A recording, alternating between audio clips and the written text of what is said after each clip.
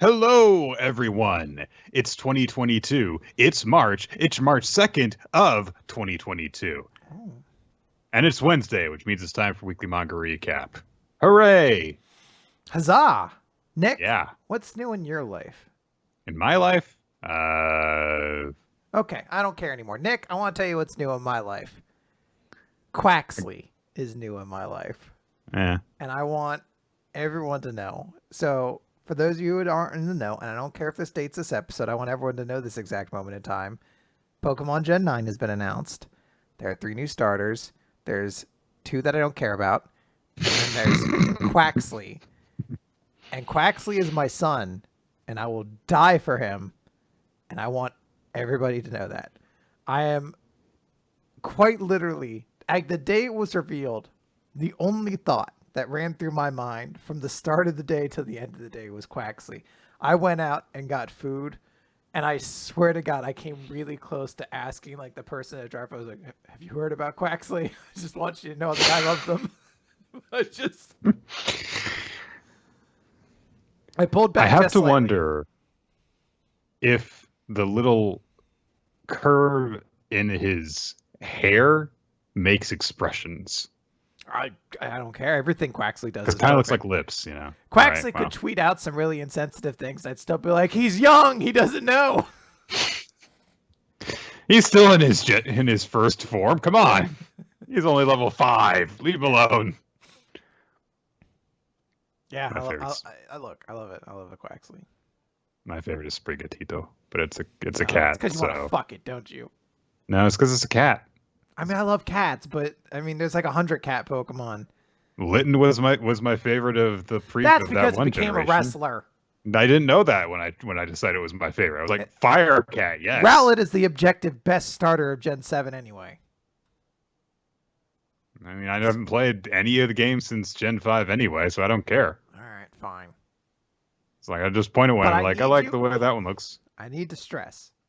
I need you, Nick, to know that I love Quaxley. Like I need to know that you've digested that piece of information, and you're gonna. I follow you on Twitter. I know you like Quaxley. You don't follow my other account where I posted even more That's Quaxley true. stuff. No, that's true. It was nonstop Quaxley all day. All right, Nick, let's talk about a bad manga.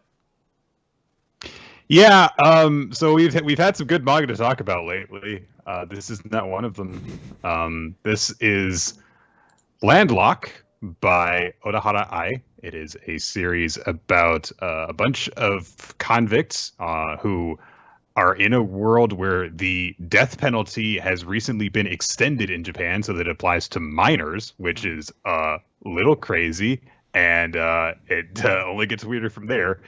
And so they get Con Aired, basically. They're being they're a bunch of death row inmates. They're being transported via plane, but suddenly the plane crashes, and they're stranded in an Arctic wasteland, which it also turns out is on an island because it's landlocked, which is not the definition of landlocked, but that's okay. It's the least of this manga's problems. So they are stranded in this Arctic wasteland, which also is a jungle wasteland and a beach wasteland. But, you know, there's a bunch of Mario zones like on this one island. But anyway, really, just they two? have to survive. There's just 2. It's just a tropical island that also has a giant cold mountain on it. Well, at one point it was probably going to be 5, but it ends very suddenly. Yeah. So I don't know if it was canceled or if it was just paced poorly, but whatever. So Ryo, framed for a crime that he did not commit, which was murdering his whole family. And it honestly, you never get a whole lot of details in it because pacing issues. But he's trying to survive, and there are other death row inmates that we meet that are all complicated people who have murdered people, but they're complicated. And they're trying to get off the island / just survive. So one of the ways this manga was frequently described was it's like Lost the manga or something along those lines. It's very similar to Lost. And usually when I hear that, being a staunch defender of Lost, my first attitude is to be like, that's usually something said dismissively. I bet it's not that much like Lost. And I was like, as I was reading it, it's like, oh, it's barely like Lost. It's just about a bunch of people whose plane goes down on an island and they're stranded and they start having flashbacks to their past and a bunch of mysterious stuff happens and there's weird cryptic stuff going on and there's a secret organization and there's a secret surprise monster that's killing people and it's a gigantic plot point that they find a gun relatively early on into the adventure. I have to say, when that happens, they make a really big deal out of it, and I was not buying it, but I do have to admit the premise definitely has a lot that resembles Lost. The major dividing factor, though, is Lost is kind of defined by having an astonishingly enjoyable cast of like ensemble characters. This series has none. There is not a single character who you're like, you're interesting. Every single person just sucks. There is one character that I'm not even going to say like good things about them, but I remember being interested in seeing where they might go, which was the Poisoner kid. Did you? I have to ask. This is technically against the pacing of our discussion here, but I need to ask. When the one chapter ended, has the Poisoner shown his true colors? Did you audibly scoff at that the same way I did when I first read it? No, because I was like, oh, thank God, something will happen now. Well, and then nothing did. I was like, shown his true colors. He's been nothing but an asshole. What do you mean? Okay. I have to stress, this manga is... Okay, so this is a web-released manga that was like under the Shonen Jump Plus imprint. It's one of those web manga that has a vertical format, so you can just kind of keep scrolling down instead of having to like have it divided up by pages. Which for most of it, it doesn't really do a lot to really play around with that. There's a bit when it's leading up to the climax, I would say that it does it a little bit, but it's just like a guy is going downstairs, so you follow him going downstairs very briefly, and that's as interesting as it ever gets, really. It is also in full color. We should state that as well. It is in full color. The art's okay, but it's not even... So I'm going to say this. The writing's just not good. No. And I don't mean that in the sense that, there's some questionable story choices or whatever, which, I mean, there are, but it's just a matter of there are so many different cases where I'll watch a scene unfold and be like, well, why did that happen? It doesn't make sense in the context that you've presented it to me. And it doesn't evoke the emotion that it's supposed to be evoking. And so there's some ideas here and there that might be interesting, but it really feels like the series needed like a different editor or something, a script supervisor, because I can't see how some things flow into each other.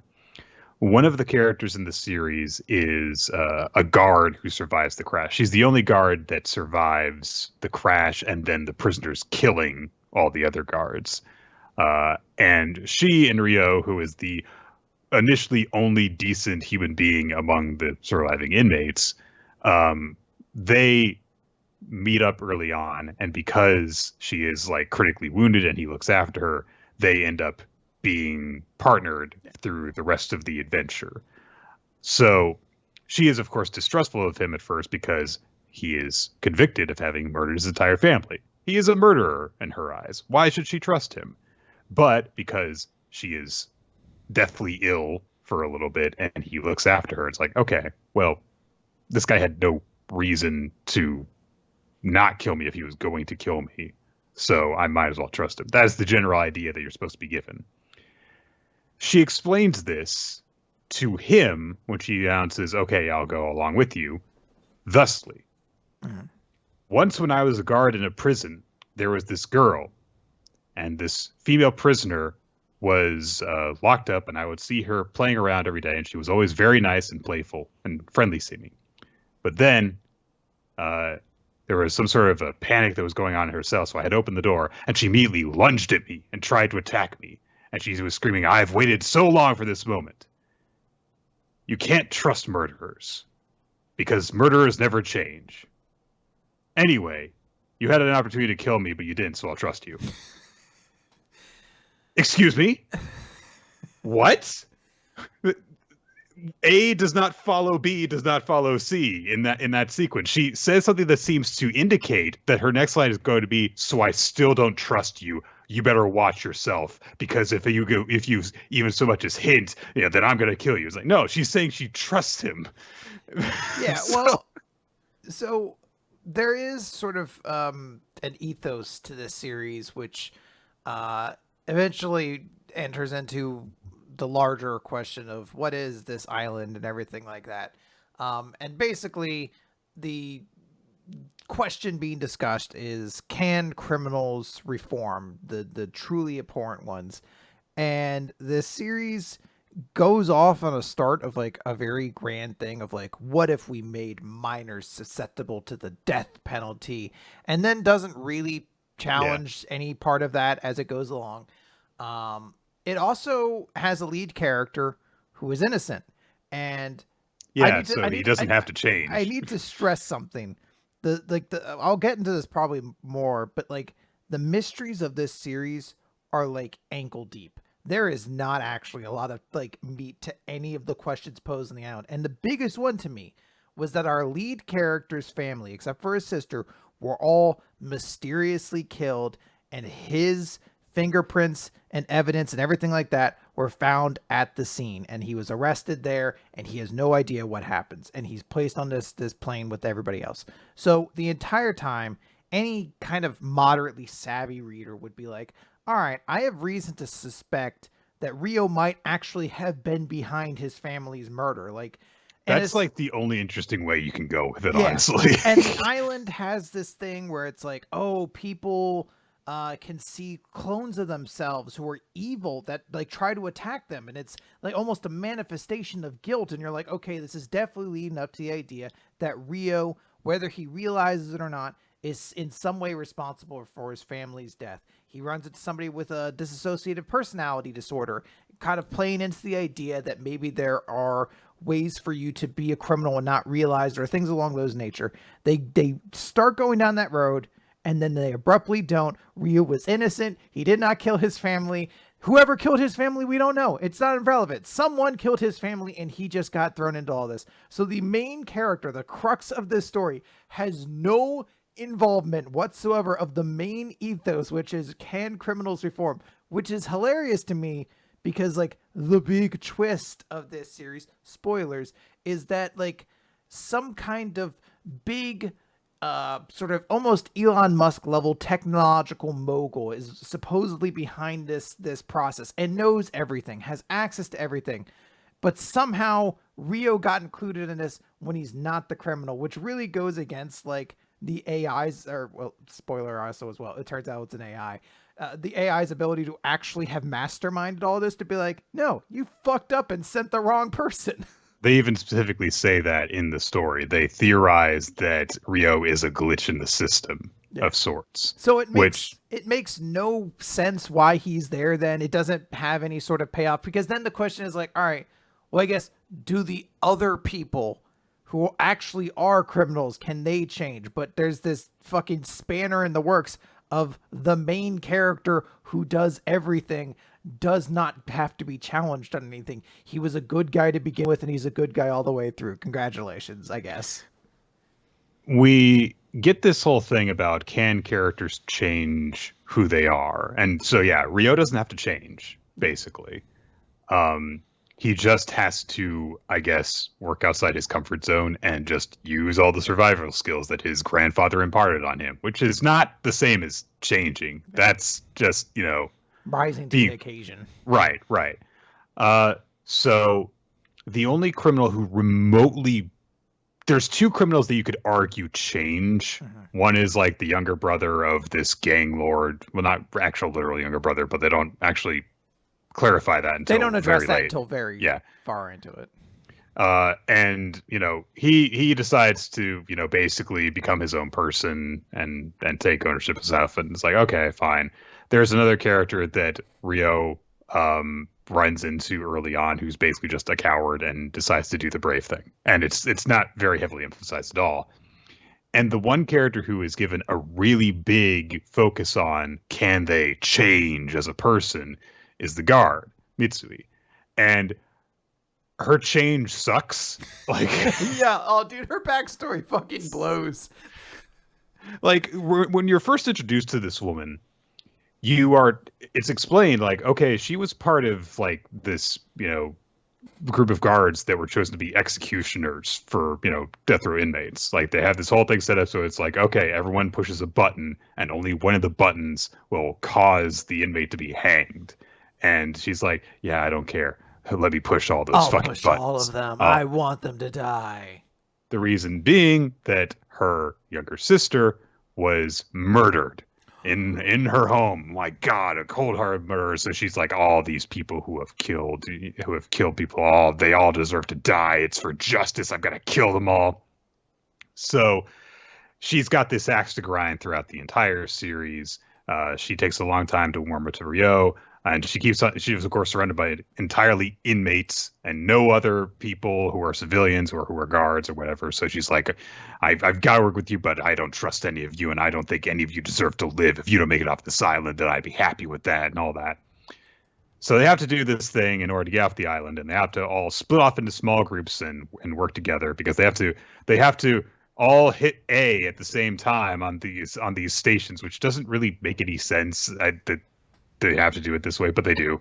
So she goes up. By the way, another thing about the characters in this series, some of them just don't get names, and it's really distracting because we meet. I've forgotten his name legitimately, but there's a leader of this group of inmates that were already on the island, and I don't remember. Maharu, something like that.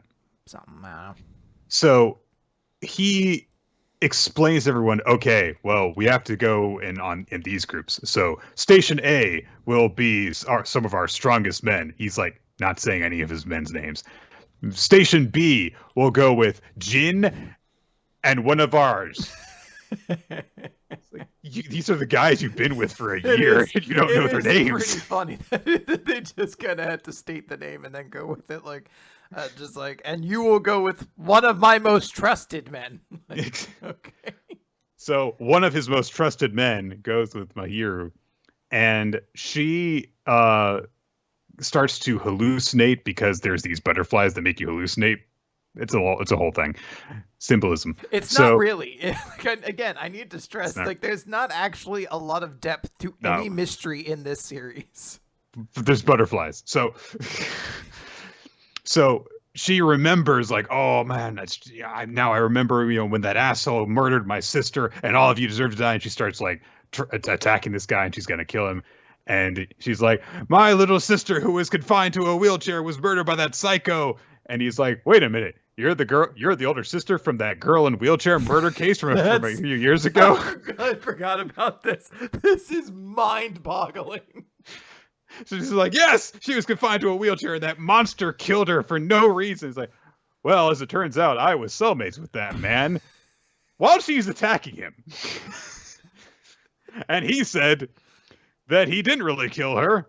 And that, in fact, he was there when she had an accident and was dying. And she had this ring, this necklace that was from your mother. And the mother was a gift. And her last words were, don't focus on the fact that I've died tragically. Don't have your entire life be tied down by my death. Live your own life and be happy. And it's just, and she's like, oh, what have I been doing my life? It's like, thank God this specific dude was here. By the way, not a moment controlled by the overseeing AI that wants to see what people's happen. Just pure fucking dumb luck that she brought up enough pertinent details that this guy's like, wait a minute, this is starting to click together. And I definitely remember everything my one cellmate told me in prison about this stupid locket and the dying words of a girl he didn't kill. Which like, I need to stress. So, like, the writing in this series is not particularly good, but, like, how few details there are in everything is so infuriating. So, it should be kind of an important question. How was the sister killed? Because there's no details. And it's just like, what did happen? Did the like whoever killed her, because you don't find out who killed her, it's not an important enough detail. Did the person come in and like just bonk her on the head and she fell down and then she's like, oh, I'm gonna die? Because you're like, I don't know, did she get stabbed? Did she get choked? Like, how was she saying all these last words if she's found later and this guy, the criminal or the ex-criminal who found her, didn't see anyone else? What happened to actually, like, what was the motivation behind this murder? Like, there's no details to anything. It's just this very paper thin story, and it's just used to be like, now you know. Now you shouldn't judge a book by its cover. By the way, that dude's dead, so I guess it didn't really matter. Wrapped up in Lubo. Yeah. There we go. Like, I want to stress this. Like, all of the mysteries in this series have nothing interesting to them. Like, there's a monster on an island. It's killing and eating people.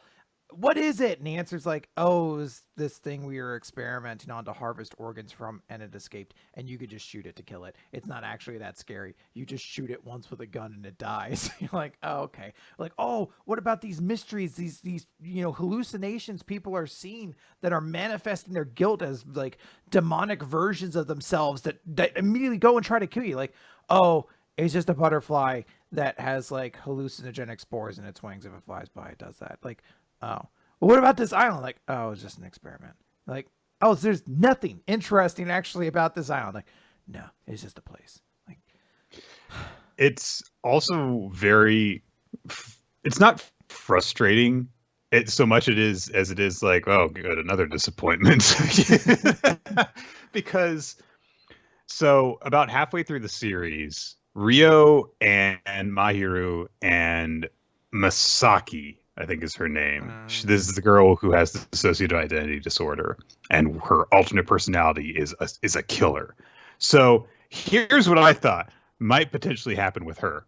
What if the entire time that it looks like she's her good personality? No, it's just, she was just pretending, They set that up. They set that up specifically that the evil personality knows how to pretend to be the good one. But we are given a look inside her head where she's struggling with her evil personality for parts of the series. And so then what happens is, because they come across this other group of convicts, and Rio like earns their leader's trust by, using his survival skills to help these guys, cure malaria.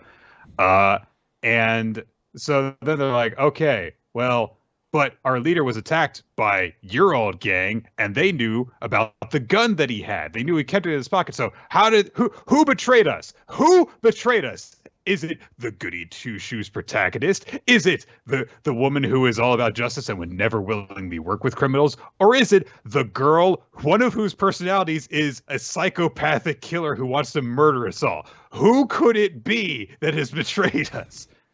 It was her alternate personality.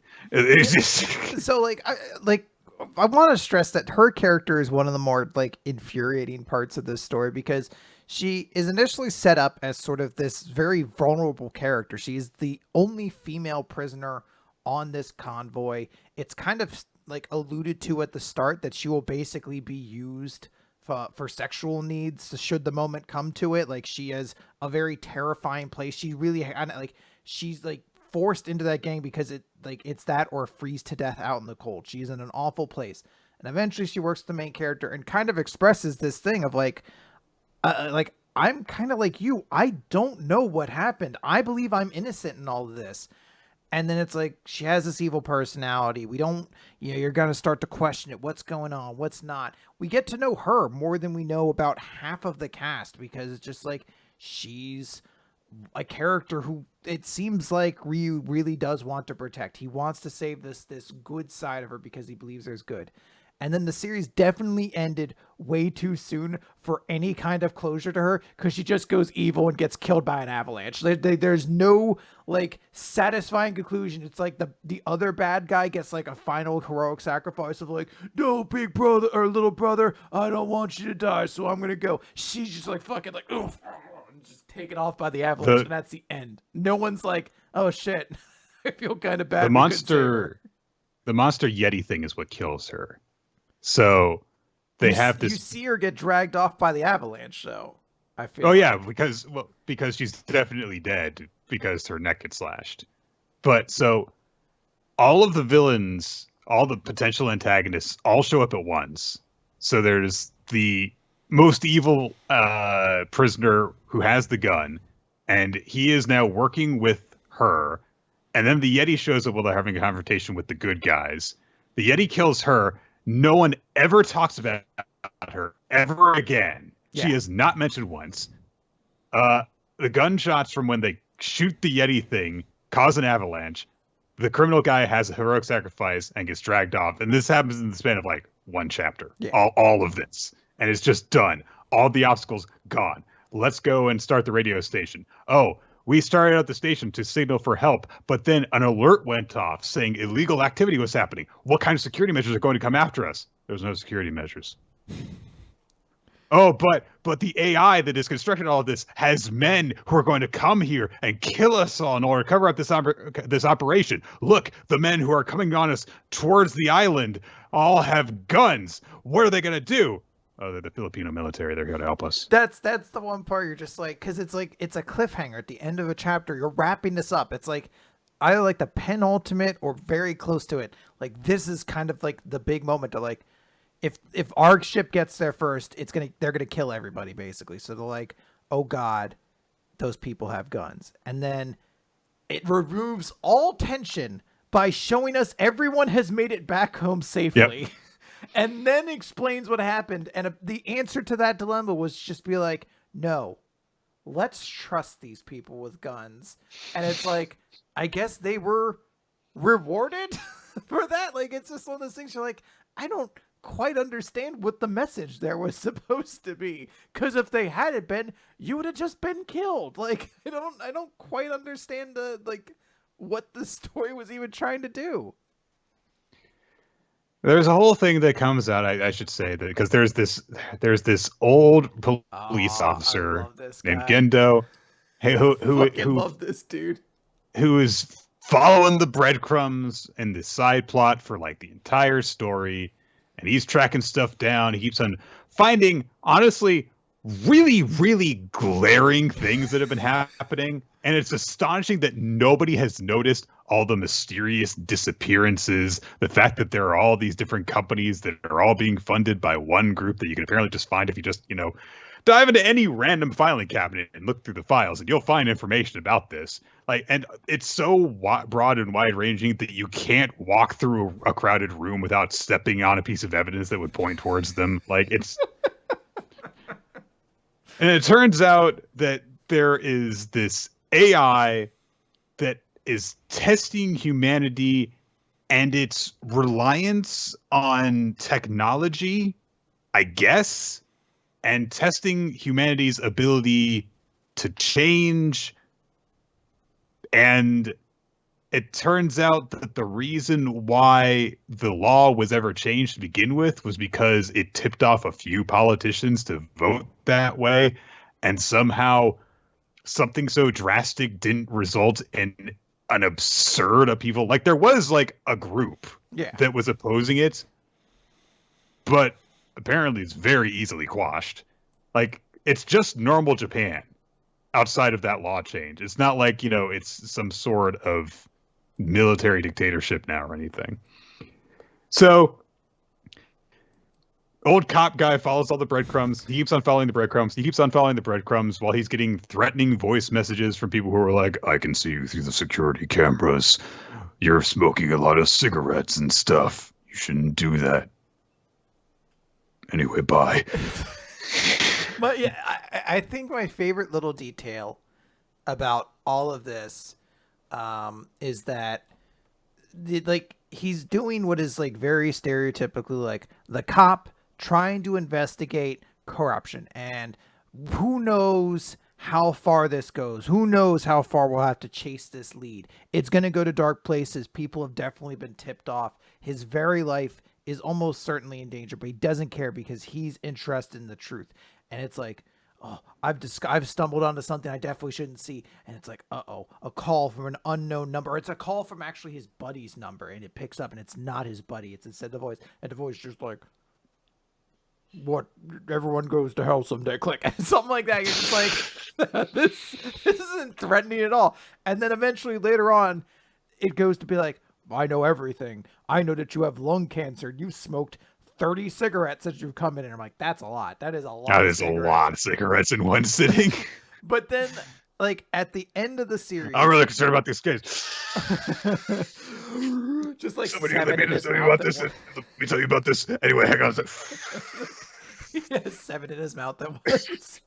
At the end of the series, him, the guard, and Rio have all like met to like decompress over all of this. And the guard is talking about, because the guard's the one who discovers everything. The guard. Sorry, before you go on from this point, I want to say the guard has had an eye patch, like her eye bandaged up with the entire time she's been on the island. She gets off it. She has a tiny scar over her eye that is present in half the panels in that chapter. The other half, there is no scar. Didn't have time for it. I'm gonna draw a scar every time.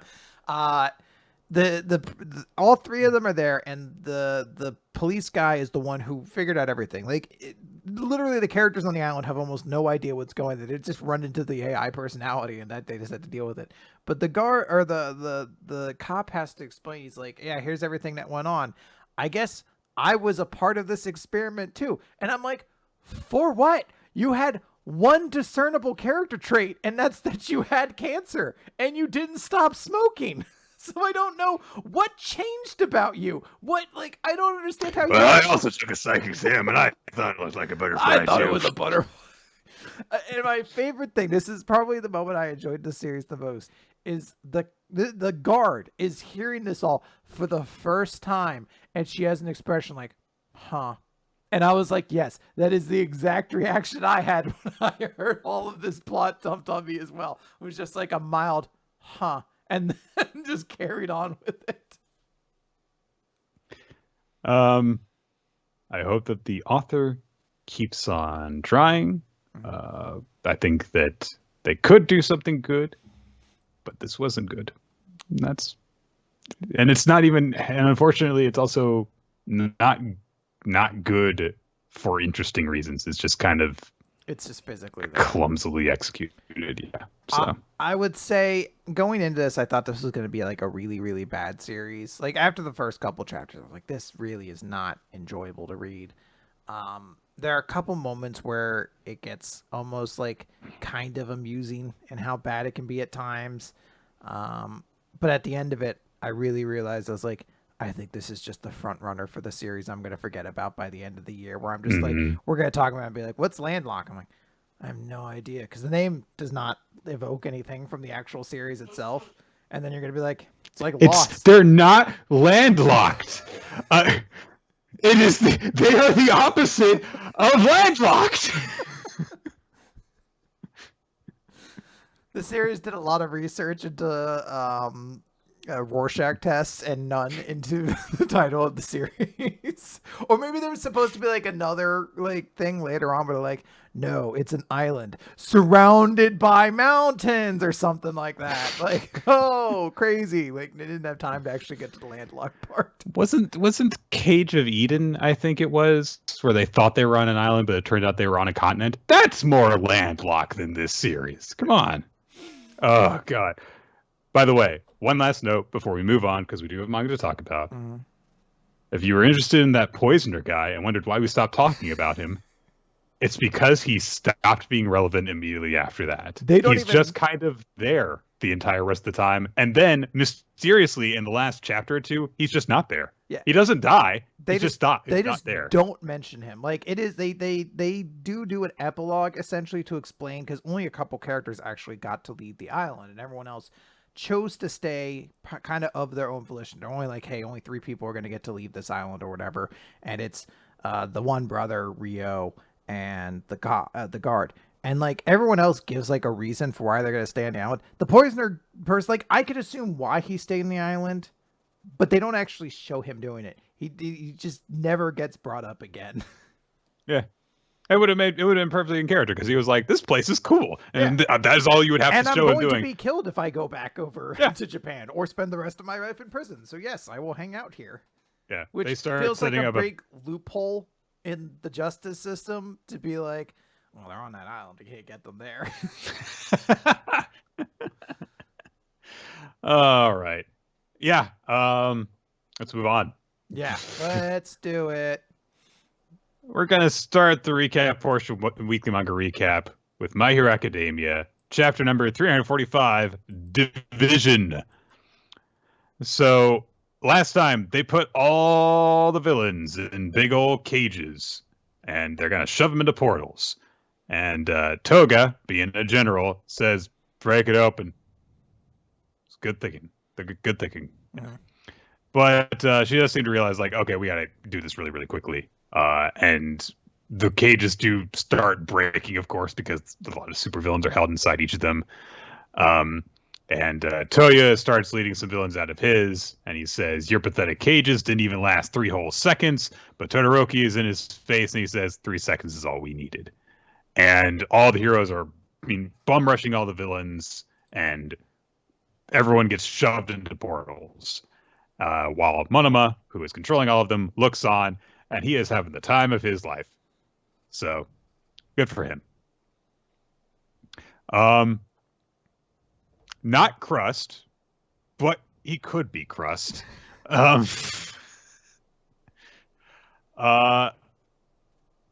He says, "We've even got a strategy to counter that nasty decay quirk.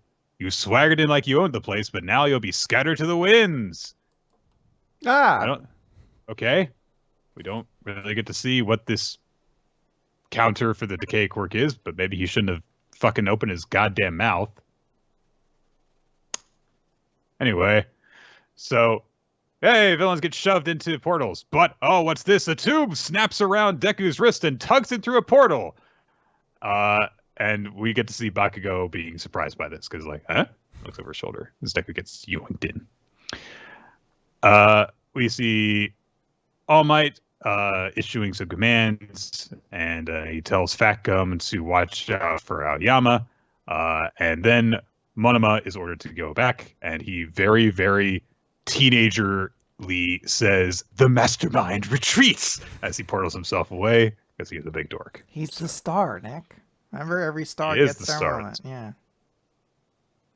So the villains have been divided up, and so we shift to phase 2. And we see one of the portals dump out. Pretty good phase. There were a couple stinkers in phase 2. You know, people obviously talk about Thor: The Dark World and Iron Man 3, but for the most part, phase 2 was actually pretty good. Didn't end the best, but you know, Winter Soldier is a top 5 Marvel movie, so it's a great movie. Hawks says, "Welcome, fellas," which I don't know. It doesn't seem. I don't know if that fits him to say fellas, but whatever. He tries to attack All for One, since this is the group that All for One is in, and he just goes for a headshot, and he's like, "No, awesome helmet, protects me, fuck you. Literally every other part of my body is seemingly uncovered, so thanks for going for the most heavily armored part of it." I guess the idea is that he has so many quirks in him that just trying to dismember him would almost certainly fail. So the only possible move to try to make was to try to go for an insta-kill to the head. But I am surprised you wouldn't try to go for the heart or something like that. Like, right. He's destroy the core. He literally does have nothing but one giant crazy looking helmet. Hit me here. Yeah. So Endeavor does actually address something that I was wondering about, which was like, well, if they're going to portal them away, why wouldn't he just use the ooze teleportation quirk to bring everyone back? And Endeavor says, "We learned in Kamino that your ooze warp is an inferior version of what Kurogiri can do. It has a much shorter range, and you can't warp yourself." All right, fair enough. So yeah, they've got the trump card in this situation. So All for One is like, well, I'm still in control because I've accounted for everything and all this, and I am so smart, and you can't beat me. And then he says that pitting one for all against Tamura is a deadly knife's edge to dance upon. But the most brutal part of this little scheme has to be you forcing your youngest to clean up your own mess.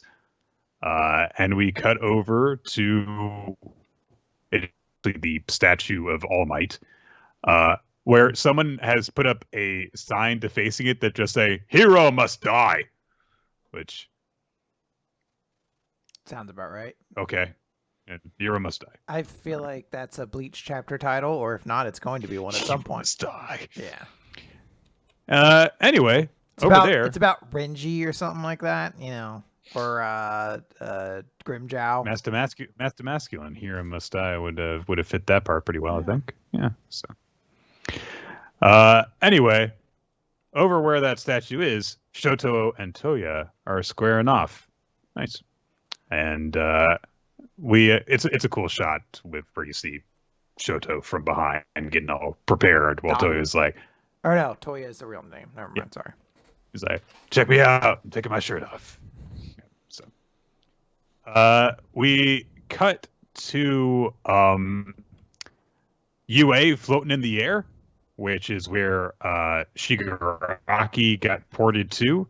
Bakugo reports to Best Jeanist that Deku has been separated from them because Toga yoinked him through the portal that she was sent through. And this is also the portal that Uraraka and Tsuyu went through, along with what looks like all the high-end Nomu and Gang Orca. So, oh no. Gang Orca, you better fucking survive. You're the Quaxley of this manga. And Deku also realizes that his danger sense didn't trigger, so... It's because Toga didn't really want to hurt him. She just wants to talk and be loved or whatever. Just wants to play and stuff. Yeah. Well, so a lot of different showdowns got set up in this. Fair enough. Yep. They were separated out. Makes sense. So. Good stuff. All right. All right, Nick, let's talk about Undead Unluck number 100. Hard mode. So Andy and Clothy are trying to follow after Unruined. They're basically just investigating every site of where a bunch of murders happen, but they can never really get ahead of Unruined because they're always going to be a little bit behind. They look up in the air and they see, I believe, what was on the cover art of the Yajin manga floating through the air. And they're like, what is that? And they're like, oh, that's about right. Yeah. That's UMA Thirst, basically. It must be headed towards the next spot. So Andy's like, all right, well, I guess I'll get going. But the little girl is just like, wait, like, what's going on? Like, is my town not the only place where bad things are happening? What's going on? And he's just like, yeah, everything's fucked. Like, the planet's going into the sun. Like, it's bad stuff. So, sorry about it. Another monster. She also appears to call him, like, Jisan or something like that. But it's translated to Mr. Old Guy, which is a great fucking thing to call someone. Another thing comes into attack. Andy's like, oh, I'll block you, or, like grabs her so she doesn't get hit. And he's like, what the hell was that? And she's like, wait, is that not what it's like on the outside? And she's like, your body suddenly gets all heavy and everything like that. And then Andy's world goes into like a black and white distortion. And he's like, what? When did all this start? And she's like, ever since my mom went to the castle, everyone's like gone out of their minds. And on that day, I told my mom, and we get into a flashback of her mom basically being like, hey, you got an invitation to the castle? That's cool. You should go. And Mom's like, yeah, I would, but it's been too strange outside. I don't want to leave you behind or anything like that. And the little girl's like, nah, you should go. You'll have fun. Do it for me. Tell me you're at the castle later. And we find out the little girl's name is Lucy. The mom's like, would that make you happy? And Lucy's like, sure would. So the mom's like, I'll be back soon. Whenever someone returned from the castle, they would look at the sun and smile. They all grew fangs too. And anyone who got bit by them winds up going out of their mom. So my mom managed to save me, but she got bit and everyone went back to the castle.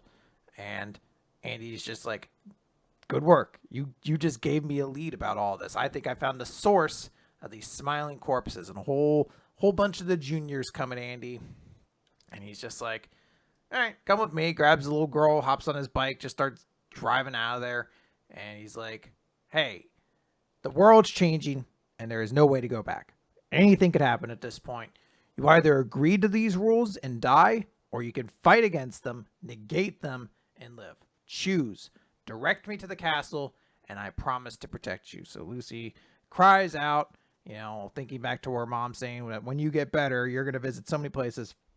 Says, I live, I'm going to get better, and I'm going to repay mom for her kindness. And they zoom off into this forest, and he's like, why are all the trees all noodly? Like, what's going on with that? I think that's actually the little girl saying it. And Clothy comes up and is just like, we can't go inside of there. We're really going to die if that happens.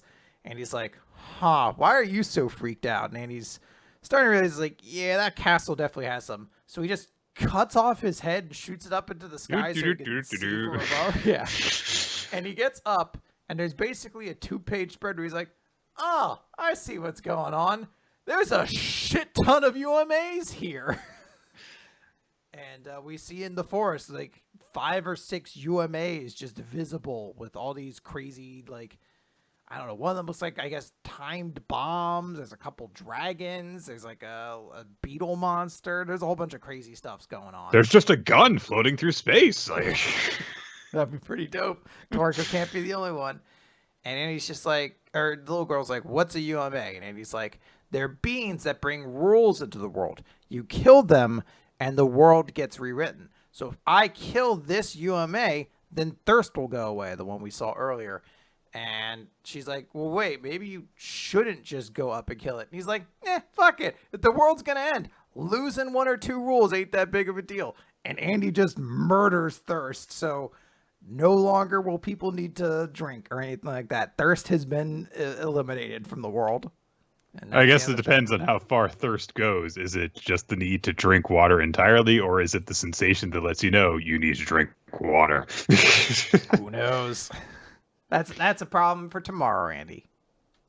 Yeah, this is the 100th chapter of Undead Unluck.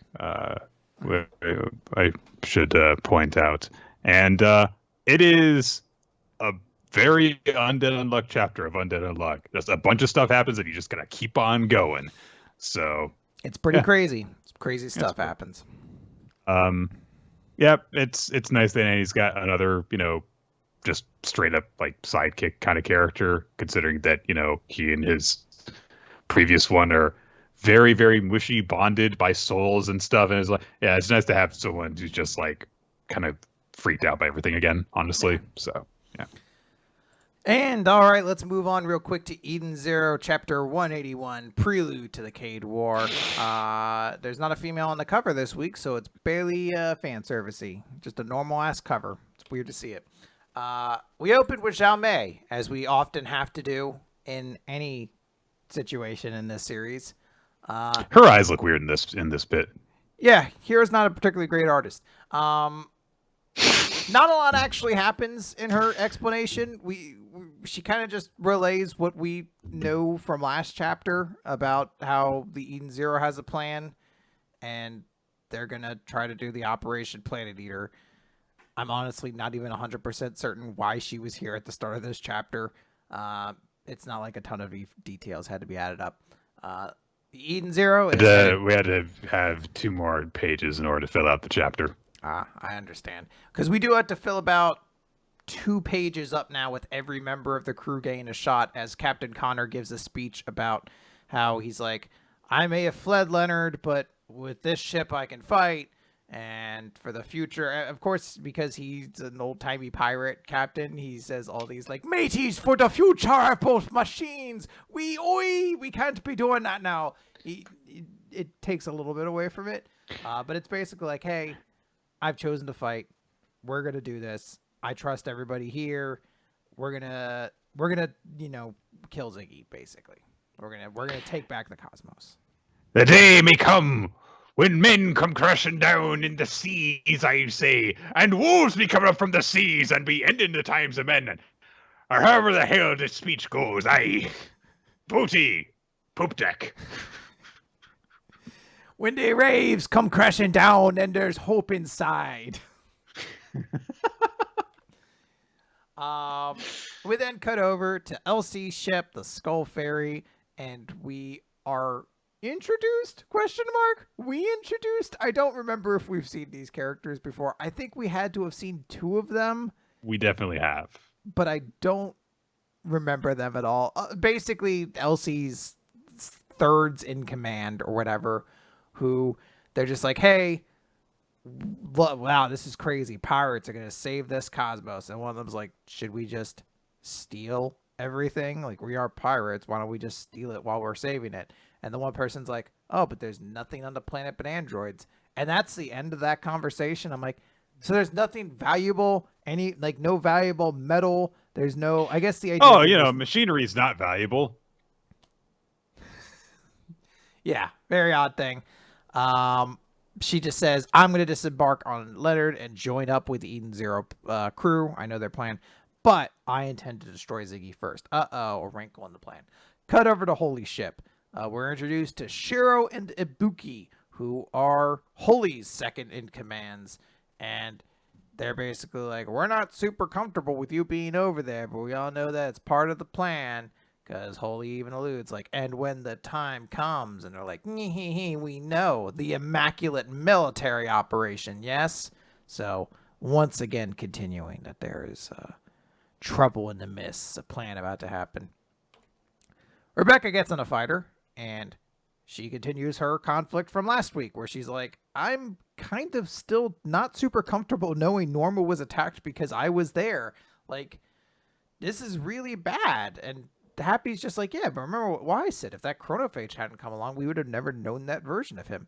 But Rebecca brings up the, obvious counter of, there were a lot more people on Norma than Weiss, and I erased 50 of their years. Now, granted, we do also, the only 2 details we know of that were Weiss, which, I mean, out of narrative sucks, but in narrative, I guess, is supposed to be a good thing. And then Saval, or whatever his name was, the only 2 people who we saw had their time get eaten or whatever. Actually, no. The one in that version was an asshole. It was the one outside of it who was bad. Yeah, really bad thing all around. Rebecca Happy's just like, look, no, you didn't. You didn't erase their lives. They just started a new 50 years like Weiss did. What about the people who were less than 50 years old, Happy? We don't bring up that. Everyone was at least 50. Come on. And Rebecca just kind of was like, all right, yeah, won't do any good to be angsty, and so we're not going to do it. And she's like, I'm just going to go and summon that chronophage. And Shiki pops in on the communicators like, if anyone can do it, we can. I'm going to be with you the whole time. I promise to keep you safe, Rebecca, no matter what. Aw. They go off. Shiki, before he flies off, tapes a picture of Witch and Valkyrie to his screen to be like, give me strength, ladies. I don't know how I feel about that scene. It is a little bit weird that it's Witch and Valkyrie, because I know that he was like a baby around them, but he has no memory of Valkyrie, so it is a little bit odd. I guess I'm just mostly just like, where do you get pictures? Why wouldn't, this is the future, right? Why do the pictures look like they're made of I don't know why. It feels like it should be a sweet scene. Look at this photograph. Every time I see it, I get cut in half. So so Shiki's like, all right, give me strength. And then they do everyone's favorite thing in Eden Zero. They have a space battle. Super comprehensive. Oh, wow. I can tell everything that's happening. Boom, boom, boom, boom, boom. And then Shiki activates his ether gear Magitech combination to do a gravity cannon. And Weiss says, Shiki, tone it down. And I'm like, why? You're not Shiki. Stop helping us win the battle. Then they continue, but it's like, oh no, there's a bunch of rumbling. They're like, oh my god, what is that? What are those doing there? Dragons! Rah! And not just a couple, a whole bunch of them. We get a 2-page spread with a bunch of dragons who are all robotic, and this is not brought up in the narrative at all. So I'm just under the assumption that dragons are all robots in this universe, I guess. And then they're like, wait a minute. Are you saying Crow isn't the only Galactica to join Ziggy, whatever his name is? And we get a reintroduction to God Acnoelia, who's definitely not Acnologia, the mother of dragons. She's with Ziggy too. Bum, bum, bum, bum, bum. Dramatic reverb. Okay. Yeah. Oh no, this character I never met before is also here. Yeah. It also does, I feel like, take a little bit away from Crow's inclusion in the story to be like, and also another one is here. So part of me wonders if Eden Zero is trying to wrap itself up a little quicker. Like, I don't think this. I don't want to say like I don't want to imply the series is getting canceled or that it's going to wrap up this year or anything like that. But there was kind of like an initial setup right before the time skip when they kind of teased all of the members of the Eration 6, and it's like I feel like we're just gonna kind of start trying to knock those out one after the other. Maybe there's one giant arc after this, and then we're definitely kind of wrap things up. So it's like, all right, let's get her in here too. I don't know. I mean, there's definitely a number of series that are kind of ending more suddenly than I thought that they might of late. So, all right, let's talk about our newer stuff, beginning with Akane-banashi, Story 3, First Performance. There's kind of a cute little detail here where we actually just get a one-page thing of Akane and Arakawa. Not Arakawa. Arakawa is the name of the school, and Arakawa is the name that I guess all of them have.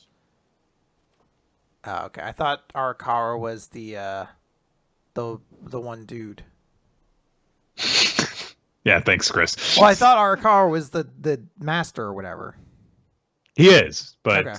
I think that it's the name of the school, and like all of the performers under that school all have that as part of their title. Okay. Gotcha.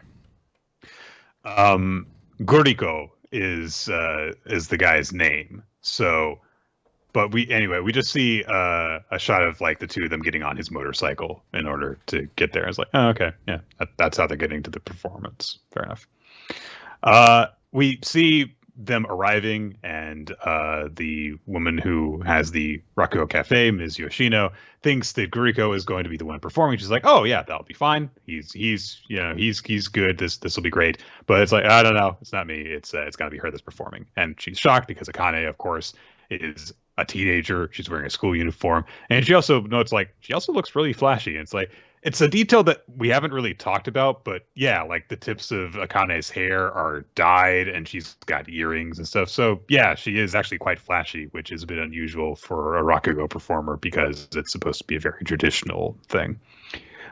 So there's like, oh, that's really weird, but Akane is very proper with Ms. Yoshino. She, gets this very, very formal introduction, bows deeply, and so her concerns are assuaged briefly, and Guriko's like, "You weren't acting like that before. What the fuck's with this?" "What are you talking about, sir? I am always behaving very proper. I am being very normal."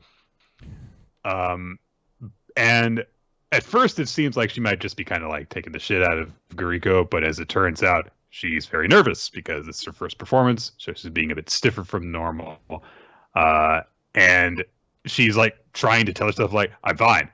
I've just got, I'm just, really excited. I'm not nervous. My body's shivering because of anticipation, not nerves."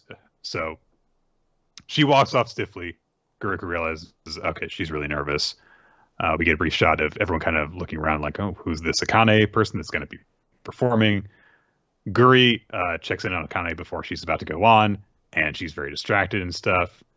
And so he's like, hey, I get you're nervous, so do the thing where, you write the kanji for person on your dominant hand and swallow it. It works like a charm.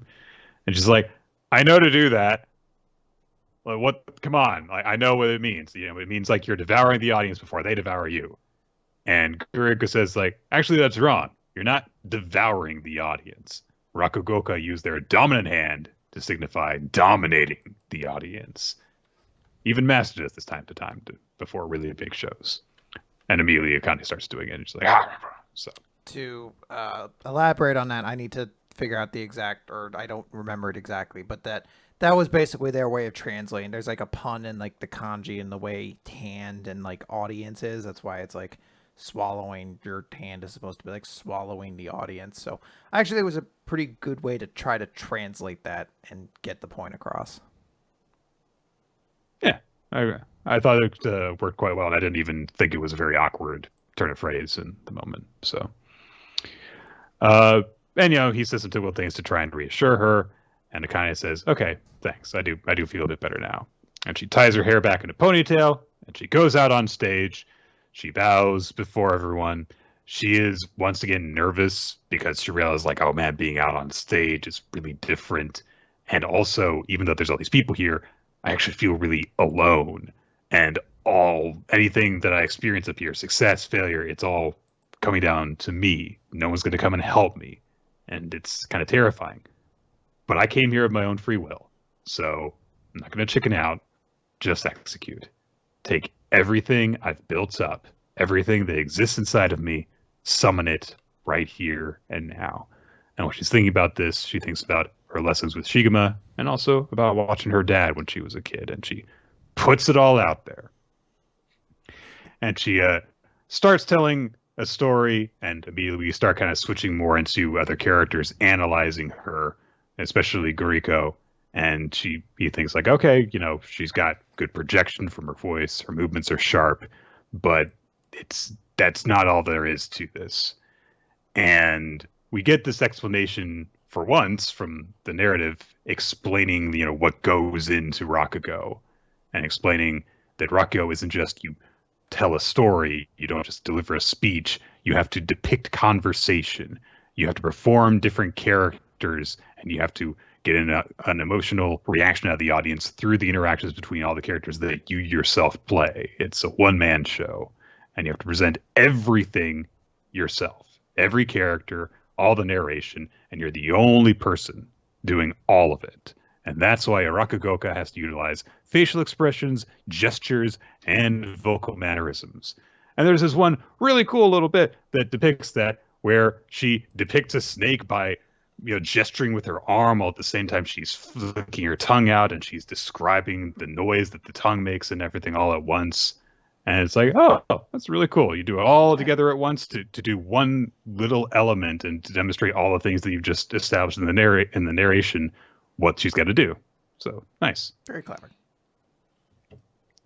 And she tells this story, which is, to make it very brief, is about a bunch of people explaining what they're all afraid of. And then one character claims that he is afraid of nothing except for manju. Little sweet manju buns. Oh, I'm terrified of them. And as she gets more and more into the story, more people realize, like, oh, this is reminding me of something.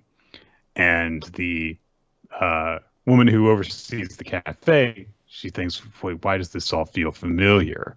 And she gets it together and realizes, wait a minute, she's acting just like Shin-chan, of course, Akane's dad. So, and as Akane gets more into the story, she delivers this pun, and the audience starts laughing, and Guriko is very impressed, and as she gets more into it, he thinks she's really bold on stage. You would never think she was actually doing this for the first time. Forget about being scared of manju. You're the most terrifying thing I've seen lately. And there's this very, very nice juxtaposition of that line with her, doing a comedic little pose for the story, because it's like she's stuffing her face with manju, and she delivers the punchline, which is like, oh no, I'm so scared of manju. Oh, I'm so good, so.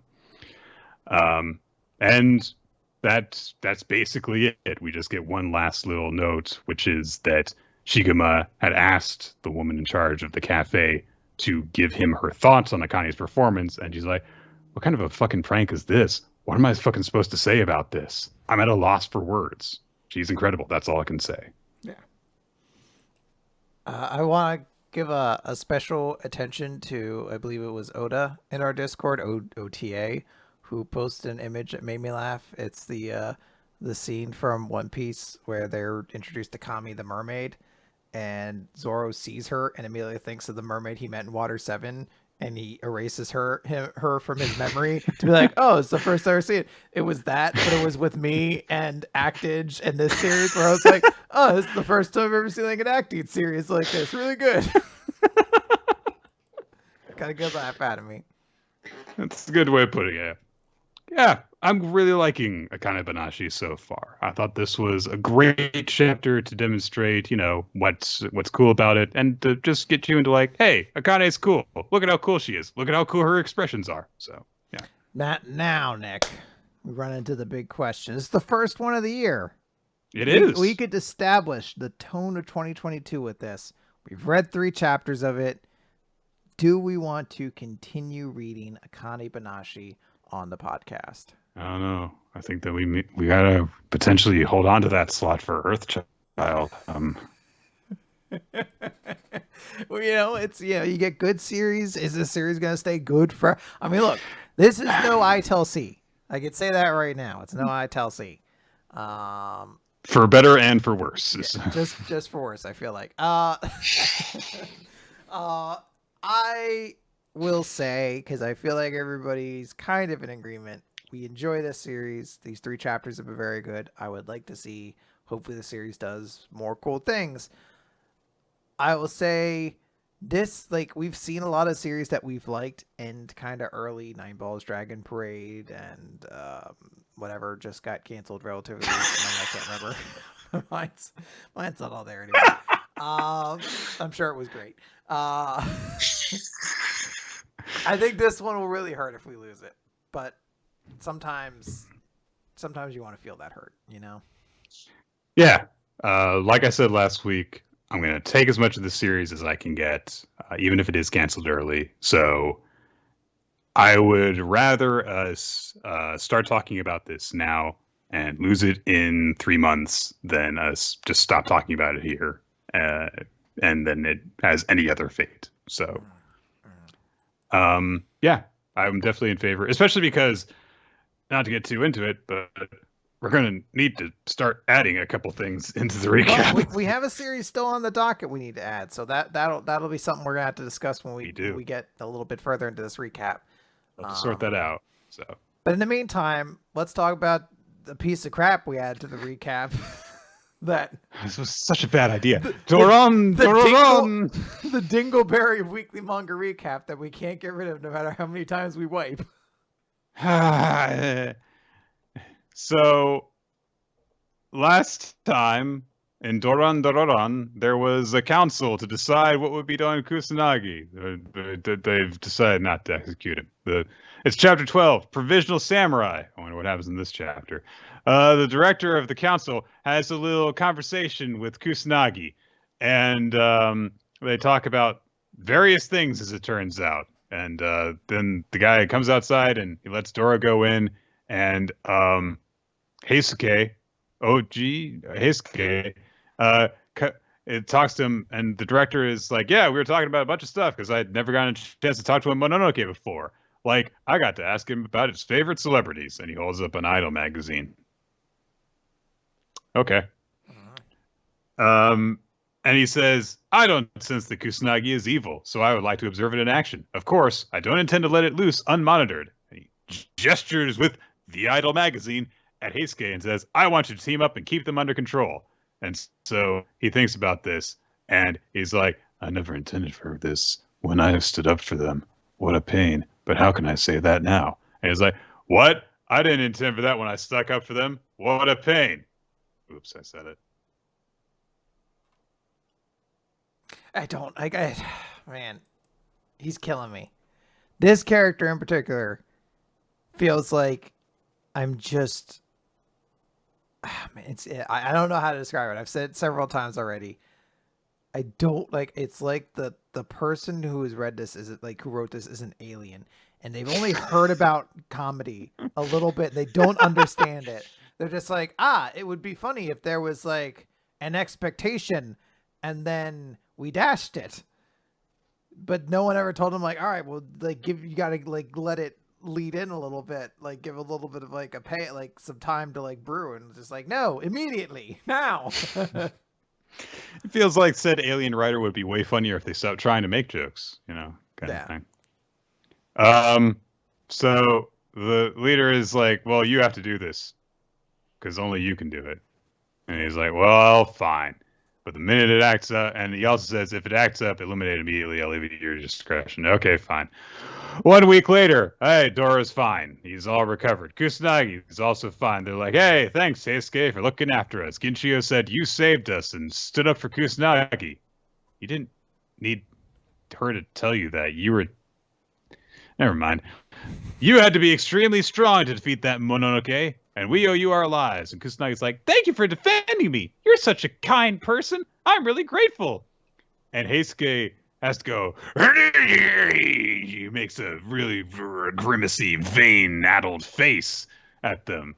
And they're like, oh man, did we do something wrong? Maybe he's just like really stoic, and he's like, oh, don't praise me and stuff. And Heisuke turns around from them, and he's like, I had to make a grimace to keep from weeping with joy because they respect me so much. I will say this. There is at least a beat to that joke. So I can't be upset with it on its construction. It is not a funny joke, but it is at least a properly told joke. Yeah, it is. It's, yeah. Like if you had to, they finally actually figured out like the chemical composition of a joke. So yeah. Dora gets a trainee samurai uniform, so he is a potential samurai now, and it's kind of weird because so okay, so I want to explain something. So I'm going to do this in parts. So part one, so we show off Dora in this uniform, and so Kusanagi is looking at him and he's bouncing up and down while sparkling, which means I immediately am suspicious that the audience is going to go, oh, well, best chapter because Kusanagi was sparkling and being cute while jumping up and down, which, So secondly, independent of this, we get this shot of Dora in this uniform. Yes. Proceed immediately by a sign that says supply room. Like, okay, they've gone to a supply room. Dora's got this uniform. And then they go on to say, like, hey, you're in this trainee uniform now. And Kusanagi like, Dora, you look awesome. Dora was already wearing this uniform. So I will note. No, wait, it's not the same uniform. It's not the same. It's they're identical. Oh my God. Well, that's okay. So hold on. So that is the intentional, that is the joke of this, because Heisuke does bring up, like, it doesn't really look like he changed at all.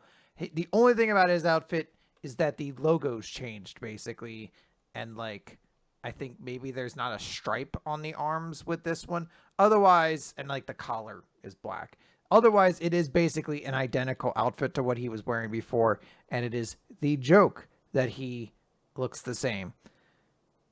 I don't know why we're doing a joke about, like, costuming changing when it's only been 12 chapters. Like, I've really grown deeply attached to fucking Dora's costume or whatever.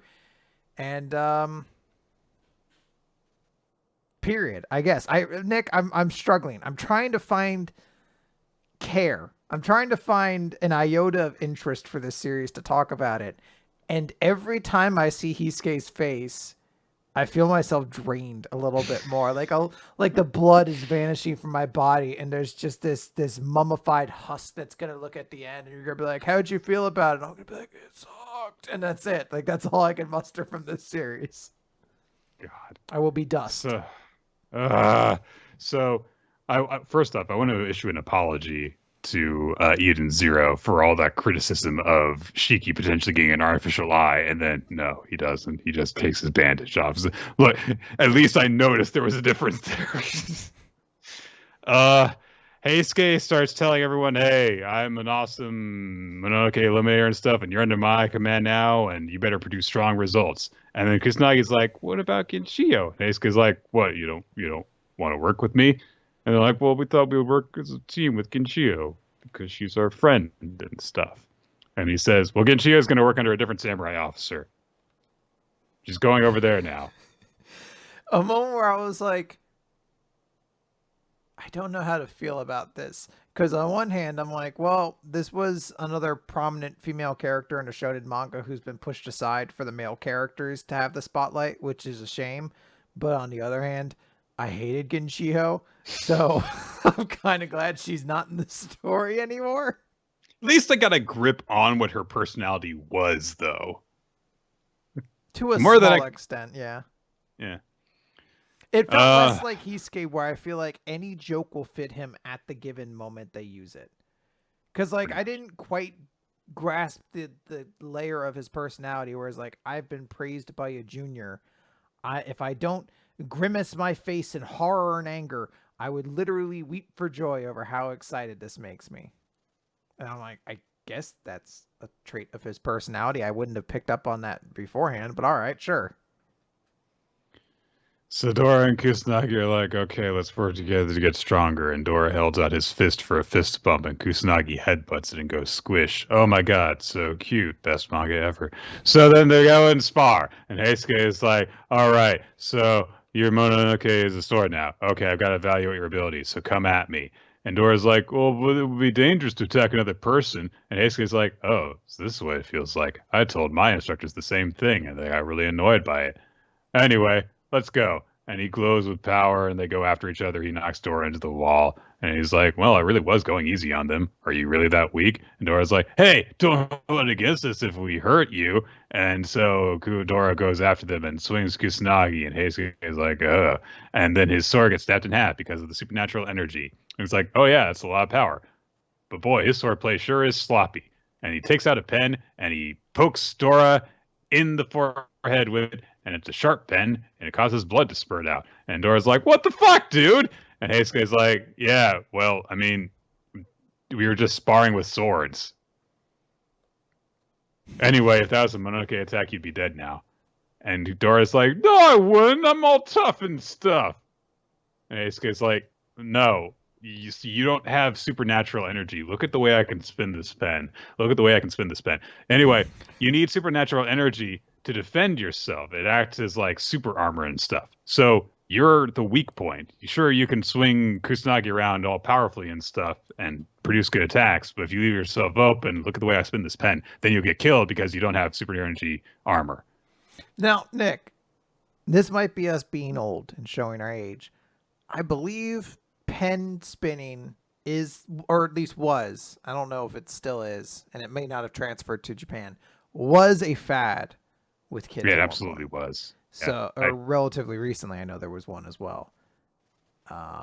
So yeah, when I was in high school, I knew several different people who were really good at it. So yeah, so maybe this series is trying to hook all those cool young kids who are like, oh, I saw Hisuke spin a pen really cool. I love this series. And then like maybe next chapter he's gonna like do a water bottle flip. And he's like, see, I nailed it. And all the kids are going to be like, that's fucking rules. Hisuke is the best. And next time he fights a Mononoke, he's like, check out my fidget spinner moves. And he has like 2 fidget spinners in his hand. And they're like, this guy's the coolest. He does everything I like. He fights wall dabbing. He's just like constantly hand. He just because guy's eyes constantly glued to the inside of his elbow while he's slashing freely with the other arm, and he keeps quoting Minecraft streamers. Yeah. Everyone's like, this guy's the best. I love this series. I'm gonna buy a Shonen Jump subscription so that I can vote and keep it around. Then he ends up quoting the other kind of Minecraft streamers, and people are like, oh, he's racist. Oh no, you can't say that. You can't do that. Okay, so to focus on the positives for a brief moment. Okay. I do like that an actually, intelligent point got brought up at the end of this chapter, which is, Dora doesn't have supernatural energy to serve as a defense, which means he will die immediately if he gets struck because he doesn't fight well. So it's not that Heisuke saying you can't become a guard thing, just like they said in chapter 1. It's, look, this is something you've got to overcome because literally I can't be responsible for you going out and dying because I sent you out there when I knew this was a possibility. Yeah. So. Yeah, it's a good point. I also kind of like the joke of him being like, oh, so this is what it's like to be the instructor when a cocky student is just like, you better watch out, I'm gonna beat you up. I was like, all right, like the idea that they're both kind of at one time coming from the same place, it's mildly amusing. The series as a whole isn't great, but everyone in chat's like, you gotta get rid of it, replace it with something else. I'll say I'm gonna table that discussion for a little bit. Let's move on to Earthchild. Earthchild, Chapter 2! And so the moon swore never to turn away. Well, Nick, there's less plot in this chapter, so you don't have to go through as much. So much less plot. So, he's sad that his Reisuke is his name. He's sad that Kareri is her name. That she sacrificed her life to save the Earth, and the government's like, "Hey, your son's an Earthchild, and apparently that's a thing. So we think that you should let us take him in. Just forget everything and entrust your son to us, because we've got all the tools to make sure. And hey, look, we even brought along this device that will totally make you forget about everything that happened up to this point with you and Kareri. It's better off if you just forget everything right here and right now. Come on, we can do it. We can do it. Come on, agree. Come on." And then Reisuke's like, but her butt! Look. He doesn't say that specifically. Look, to clarify, literally the moment that Reisuke first encountered Kareri, she stopped a truck from running him over while he had fallen in the street, and so he was behind her and at a lower angle, thus looking at her butt. It's not super pronounced because she's at least wearing shorts, but he was looking at her butt. And so every single time that he remembers the dramatic and important moment they first met, he's going, "Oh, but Kareri's butt. I can't forget about her." It's not as bad as certain other series, but yeah, it especially with the way the word bubbles are framed there, it basically frames her butt in the shot specifically. I have to clarify, this was an artistic choice that was made to frame Kareri this way in this moment that's going to be recycled through presumably the entire lifespan of this manga. It did not have to be framed this way at all. So we're going to have to see it 18 more times? It depends on how many in each chapter. So, Reisuke's like, I don't want to forget the son I've had with someone so dear to my heart. And so the agent is like, you know what? Fuck you. Give us the child. Give us the kid. I do like that eventually it's just like, all right, I mean, like, we weren't really going to, like, this was happening. I don't, like, we posed it like it was a deal, but it's just happening. To tell you, we're like a secret government agency. It's just happening. There's a very odd moment where Reisuke is like, I have to grab Mamoru and run away. And, like, he lunges forward to scoop up his son. And he's very clearly, like, in a position where his chest should be positioned with his son. And two people fall on top of him. And I was like, did they just crush the baby that they're trying to take? That would have been the funniest end of the chapter. It's just like, boom. They're like, oh, I guess that solves one Oh, you problem. idiots! But no, for some reason they push him down in a way so that he's no longer angled that way. I don't know. It's weird framing, and they're just like, "Look, get the fuck out of here! You're just some nobody. You can't raise this kid. He's got psychic powers and stuff. We're gonna erase your mind now." But then Reisuke is like, "Oh, I remember when I went to the zoo with Kareri and with Mamoru, and how she was like, yeah, and then Kareri's like, that'll help. Yeah, if you're around, then he'll have stability and stuff, and you should be around him." And in the present, Reisuke is like, I'll raise him to be the greatest hero. And the agent's like, erase his fucking memories. And he goes, I will add to our earlier conversation, there is also a scene where the three family members hug. And then that one, the artist also chose to make sure that her butt was emphasized in the shot. So that is probably the one reason why I try to, like, I'm like, all right, I think this dude might just like butts a lot. Because like, it's another weird shot to be like, make sure the butt's in that shot. Gotta get it a good butt shot. And then, yeah, dude just So, gets electrocuted or whatever. Oof. oh, his memories are totally gone now. They're definitely gone this time. Definitely. Mhm. Memories fading. Gone. Bleh. And the agents are like, all right, we're done here. Let's take this child and go. We're definitely the good guys. Oh, man, the child's psychic powers are crushing his windpipe. Ah! Oh, it's stopping all the agents. Blood spurting out everywhere. They're definitely just immediately dead. The moment he did that, I was like, dude, this baby just fucking killed a man. And I was like, dude, I can't wait to see where this goes. So for the dude later on to pop back up and just be like, well, I guess everything worked itself back up. He like straightens his tie. He's like, I guess I'll hit the old dusty trail. You won't need me here anymore. It's like, hold on.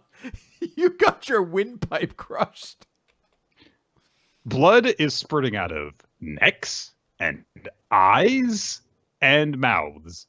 And all these people survive. They're fine. It's just okay. It's a baby. It doesn't know the important organs to hit. It was crushing everything. So Yeah, it was just going after, the unimportant arteries. So, in the neck. So Rayscape for like 3 seconds is like, what's going on? Why is there a baby here? Wait a minute, that's my baby. Mine and Carreri's. Ah! I remember that butt that I enjoy. That butt gave me that baby eventually. So they're like, wait a minute. This person, this very normal civilian, might be pivotal in preventing a global crisis. The child needs a parent. Could he, Carreri always did have a sweet butt, didn't she? It really does tickle me that this dude got his fucking throat crushed and he just pops back up. He's like, Carreri probably would have wanted this. Now, like, it really just sounds like somebody's like, well, I got my ass handed to me by a baby, so perhaps it's time to play the other side of this match. Like, you know what I've always wanted? Parents raising their kids by their own. That's what I've always said. Congratulations, Raysuke. You passed the test. Please don't sick your horrible son on us. This was all an elaborate ruse to test your character to make sure. Look, I have a butterfly AI that will back up my story. Marty is on the ground over there dying, but I know that he would also enjoy the decision we've come to right here. Anyway, do you want to come with us to headquarters so you can go see your wife, I guess? Oh, it's the twist at the end of the chapter. Is Carreri actually alive, or is whatever? Bum, all right. Bum, bum, bum, bum, bum. Can we talk about PPPPPP, please? The only thing I want to add is I'm retreating. The last chapter, we were like, I have no idea where this is going to go. And like, I heard a lot of different theories and I was really like baffled. I was like, oh man, as of right now, it really looks like they're choosing in a series that has 2 superheroes to follow the normal dude that connects the 2 of them. I was like, all right, this is a bold choice, but I guess we're going with it. So, what is your pivotal role in this story, Reisuke? I stuck my dick in that one and made that one. Do you have like any other personality traits? Like, I'm safe and relatable. Yeah. Well, not relatable. Not relatable. I'm too boring to be relatable. I'm safe. Anyway, let's move on to PPPPPP. So, I have a puzzle for you, Chris. For me? Okay. Yeah, I was worried I wouldn't have one this time. I just didn't think of one all week, and then fortunately, right before we started, I was like, fire it off. All right, I'm ready.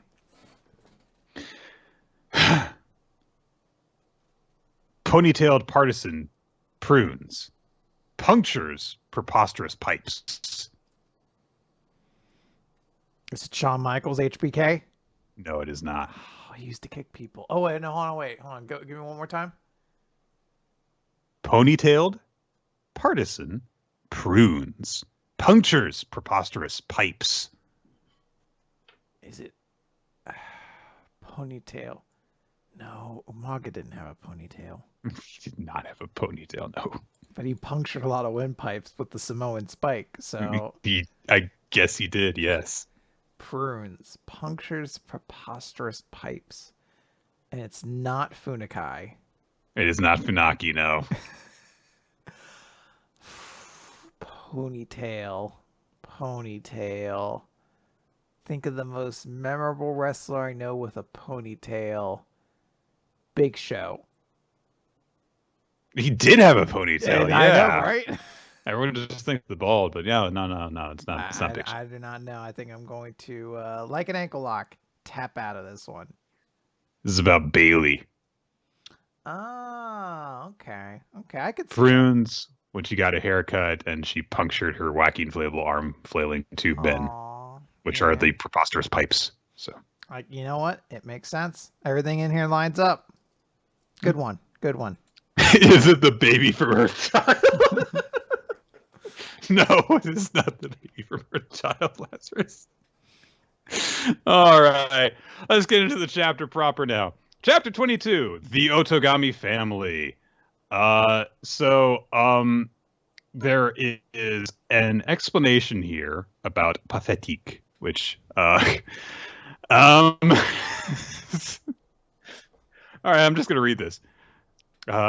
When it was composed, Scriabin's homeland, the Russian Empire, was on the verge of collapse. This piece incorporates his struggles and sadness because in it he compares the past to the present, and it's rumored he was influenced by Chopin's Revolutionary Etude, which is the piece that Furusu is practicing. In the Revolutionary Etude, the Russian Empire is suppressing the Polish uprising, and Pathétique is about the Russian Empire heading toward its demise. In my opinion, they have nothing to do with each other. But I think you can also say that that is why Chopin influenced Scriabin. And I'm sorry for all the names I mispronounced. I don't know anything about classical music. Okay. So Lucky is left to think about all of this. And he's like, okay, so I can't express a revolution or the downfall of Russia because I've never experienced them. Wait a few months, Lucky. Instead, I'll play the piece based on music analysis and my life experiences. And he thinks about the advice of Dada Sensei to play for everyone, not just for someone in particular. So he's like, okay, so that experience I'm going to draw from, it also has to be something that a lot of people want to experience. Because I don't want to make people sad. No one wants to experience that.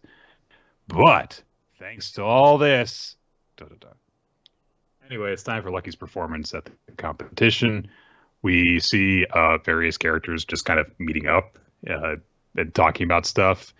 Mimin manages to spot Miloli in the crowd, but there's a bunch of media in the way who are like, "Oh my God, you're so good at playing piano." And she's like, no, leave me alone. Why are you so drawn to me? Is it because I stand out in some way? Oof, hair everywhere.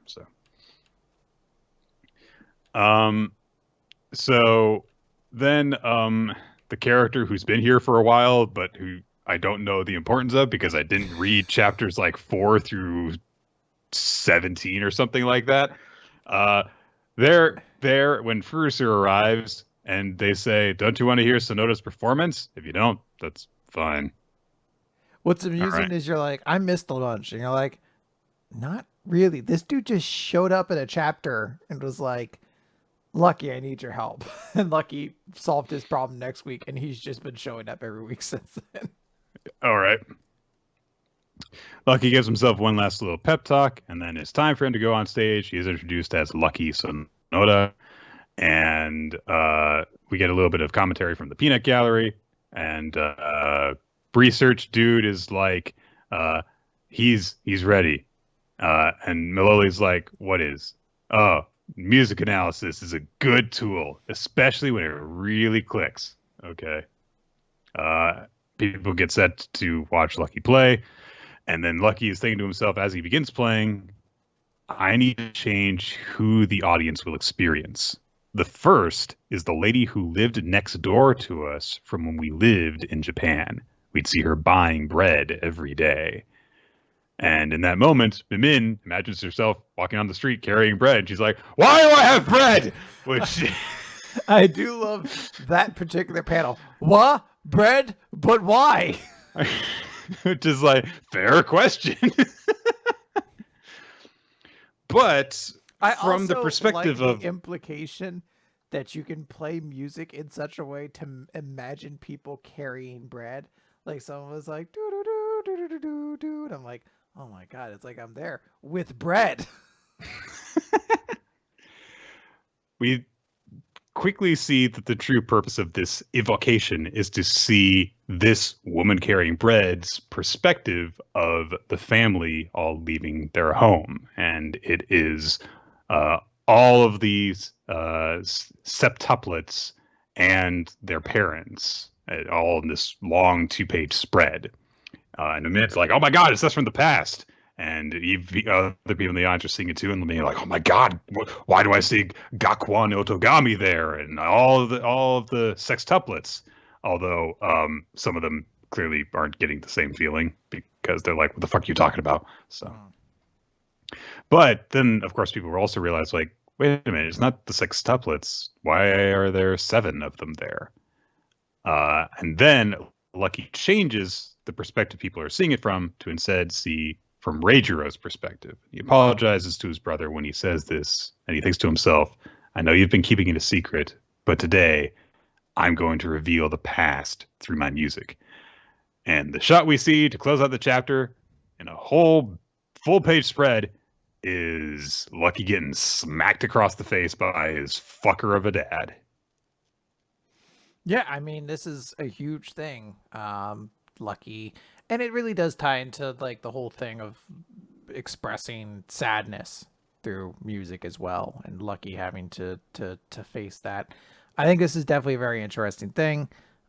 This development is kind of significant, not just in that there was a 7th Otogomi child, but there was a lot of abuse going on, and I'm curious to see how much is going to happen. Of course, because Lucky's music seems to only affect certain people, I wonder how much this will actually get out, but this is definitely like, ooh, I'm curious to see what happens next. And how Mamin responds to this. Yeah. It'll also be interesting because Lucky kept on stating like, I don't want to make people sad. And it's like, all right, so what kind of twist is this vision you're evoking going to take then to not make everyone be like, oh, I feel bad about this? It should immediately then cut to Mamin about to get slapped, and she instead just bit her dad's hand, which is canonically what she did, which that is what happened. Yes, was pretty dope. But with that out of the way, Nick, let's move to Dr. Stone. Yeah, it's time to get stoned for one last time next week. Yeah. It's the second to last chapter of Dr. Stone, as it turns out. We knew that this was coming. And I guess it makes sense because we are still in that, window where series are ending and series are beginning.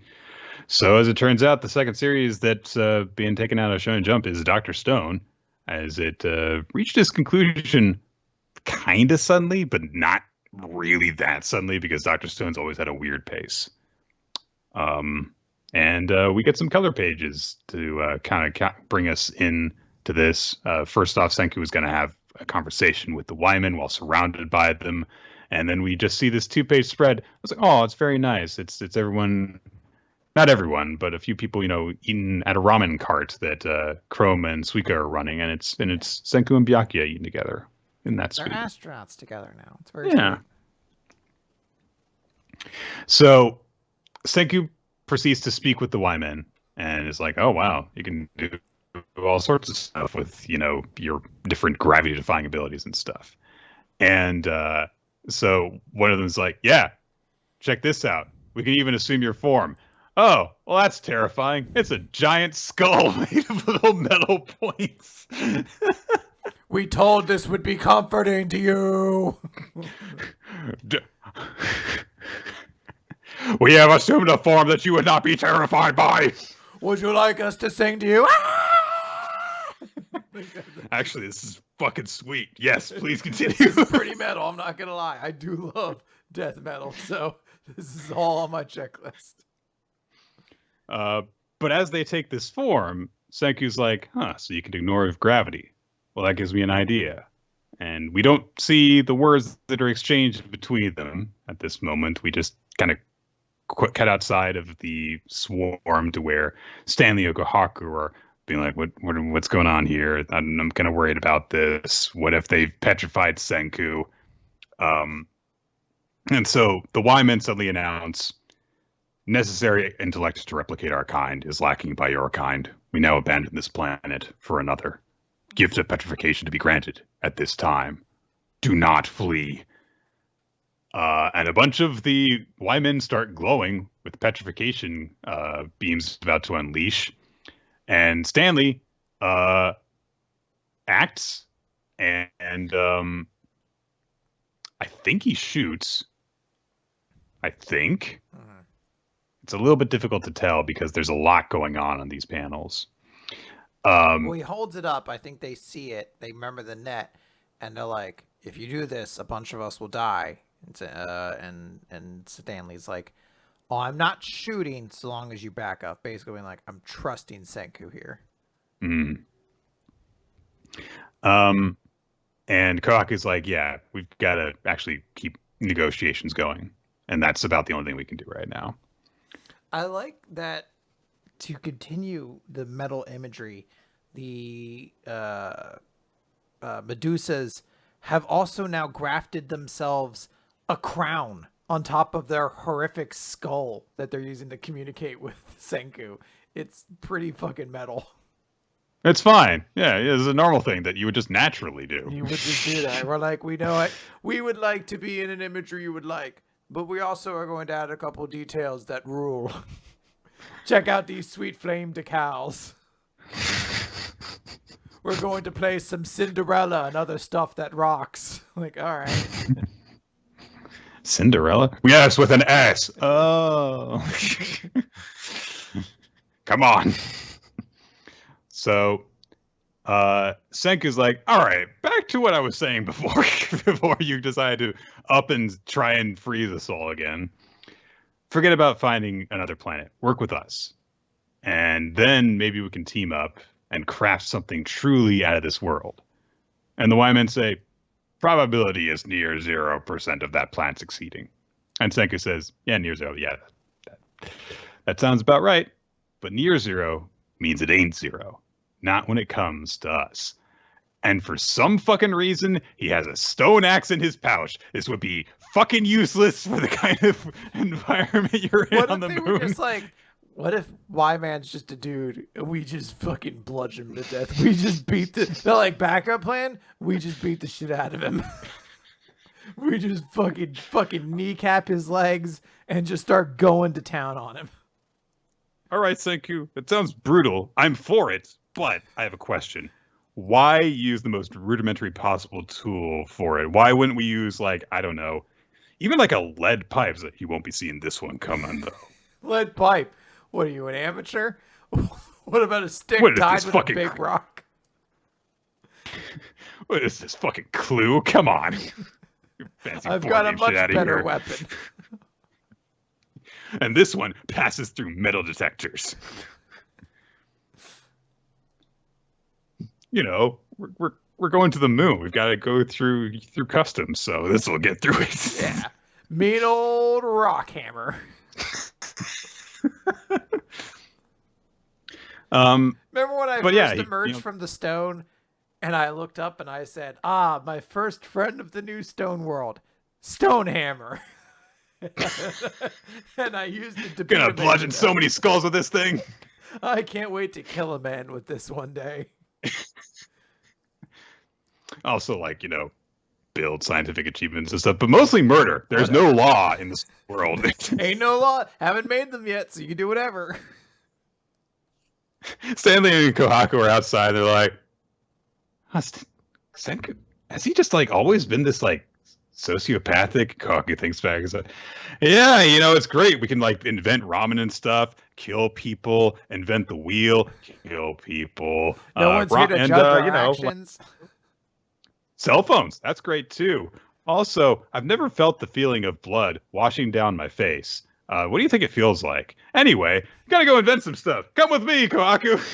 Suddenly, the twist that it was potentially going to be robot Senku up in space is like a lot more realistic. You're like, oh, because it was based off the I have to stop the evil Senku. Yeah.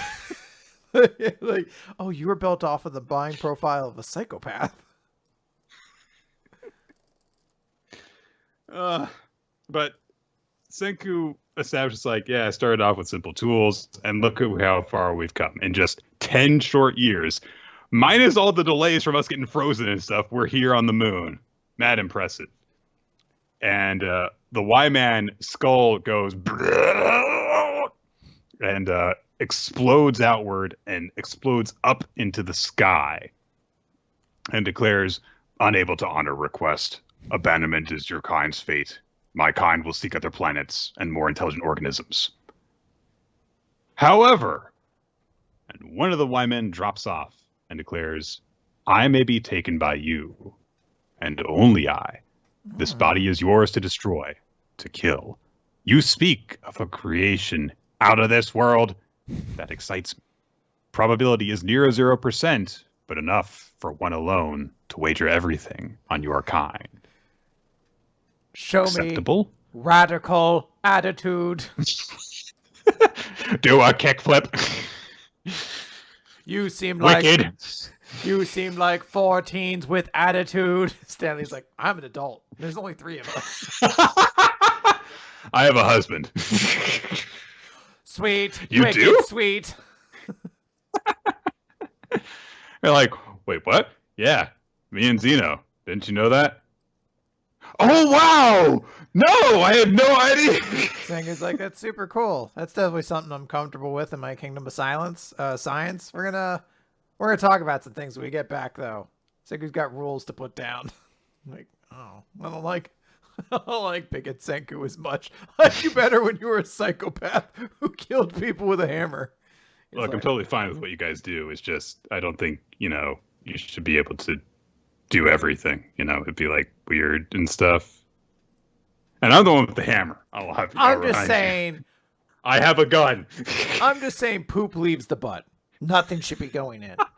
Nothing. What are suppositories? Listen, I got my stone hammer. I got my stone hammer right here. That's all the law on this moon. Oh, you have a gun. I forgot. I completely forgot you have a gun. He just immediately gets undone. Like, oh right, you two are way stronger than I am. I don't know why I thought I was in the superior role here. Maybe I should just shut up about all this. Yeah. So. By the way, the Medusa becomes a cute little mascot character now because they draw really cute. They draw a little face on the vacuum thing, and I was like, I wish the entire series had this thing in it. Like, hello, what are we doing today, friends?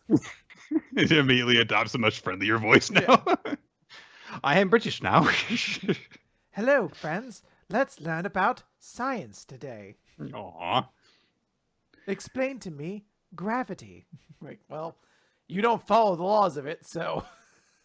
Explain to me what love is. And Seku's like, well, love is between a man and whoever that man feels strongly for, whatever their gender or creed may be. Yes, this seems logical. So, Y-Man abandoned its plans to parasitize Earth and vanish into the depths of space. They would never again unleash the Petra Beam. As a reward, our trophy, don't call it that, it's a living being with a face now. You gave it a face. You can't call it a trophy. Was a single piece of futuristic science. Everyone gets up from the lander into the ship, and they start heading back towards Earth. They leave behind a bit of it, as you often have to in space exploration missions, and there's them going bye while they leave it behind because So because they have sealed the Y-Man device into an airtight capsule, it can now fully function, which means that it could just float around and be like Gillian from Outlaw Star. It's great, yes. And Kohaku asked the question that I'm sure a lot of people had on their mind, which was like, okay, so you're all mechanical beings. Who created you? It just goes, unknown. All right. Just don't worry about it. That's not the point. It was like, bitch, you first. I'm like, oh, all right. You're going to throw that back at me, eh? Well, fine. I guess I also don't know. Yeah. So, but and as they are left to think about that, Kako peers out the window and she says, "What even is life? You know?" Yeah. They're like, Kawaku, please stop smoking that hatch before we get back. All right, just wait till we touch down. Then you shouldn't have fucking invented it, man. I'm just doing what the good Lord intended. Well, you've discovered religion? Yeah, man. Discovered a lot of things up here. You ever think about, like, the moon's small, but then when you get close to it, it's, like, bigger than the Earth? It's weird. It's crazy. We've always been calling you Why Man, when we should have been calling you How Man.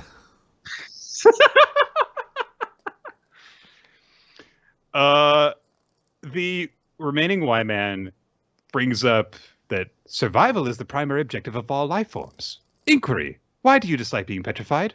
Why is promise of life eternal rejected? Why? I hope every time it says why it isn't that horrifying, but why? And Senku just says, because it doesn't get me excited. And that's it. And there's like, yeah, you can't do anything when you're frozen in stone. That's all. The Y-Man doesn't understand this and just says, a disadvantageous decision for any given organism. Why?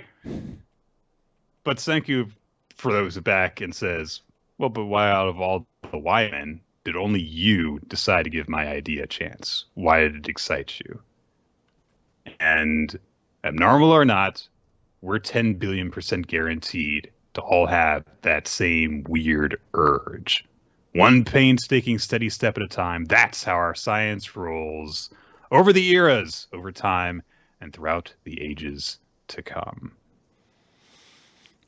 All right, so the major thing to bring up from all this is that this is the penultimate chapter of Dr. Stone. Next week's chapter will be the final chapter of Dr. Stone. And I guess to actually comment on this chapter itself, I enjoyed it. I also like Legion in Mass Effect 2, who was essentially the same plot thread. One member of a techno race decides to break off from the greater hive mind because it's like humans are interesting, and he was the coolest fucking character, so I love this little development. But to the, I guess, larger question of Dr. Stone ending, I'm not super surprised. However, I do think this is perhaps the opportunity to add a series into the recap that has been waiting in the ranks. Yeah, we have kind of been holding on to that for about 2 months now. So because it does not look like PPPPPP is ending anytime soon. It has been ranking a little bit better. So maybe it still will end relatively soon. I don't know, but it does not look like it is going to happen immediately. However, we have been sitting here. And Protect Me Shugamaru isn't getting any colder, or any warmer. So we got to add that to the recap and start talking about it every single week. I have a stone axe. Every time I see a poorly thought out Yu-Gi-Oh joke, it just makes me think I could do a lot of things with that axe. Okay, then. Mashle! So... let's talk about Mashle, Nick. Magic of Muscles, Chapter 98, Mash Burn Dead, at the end game.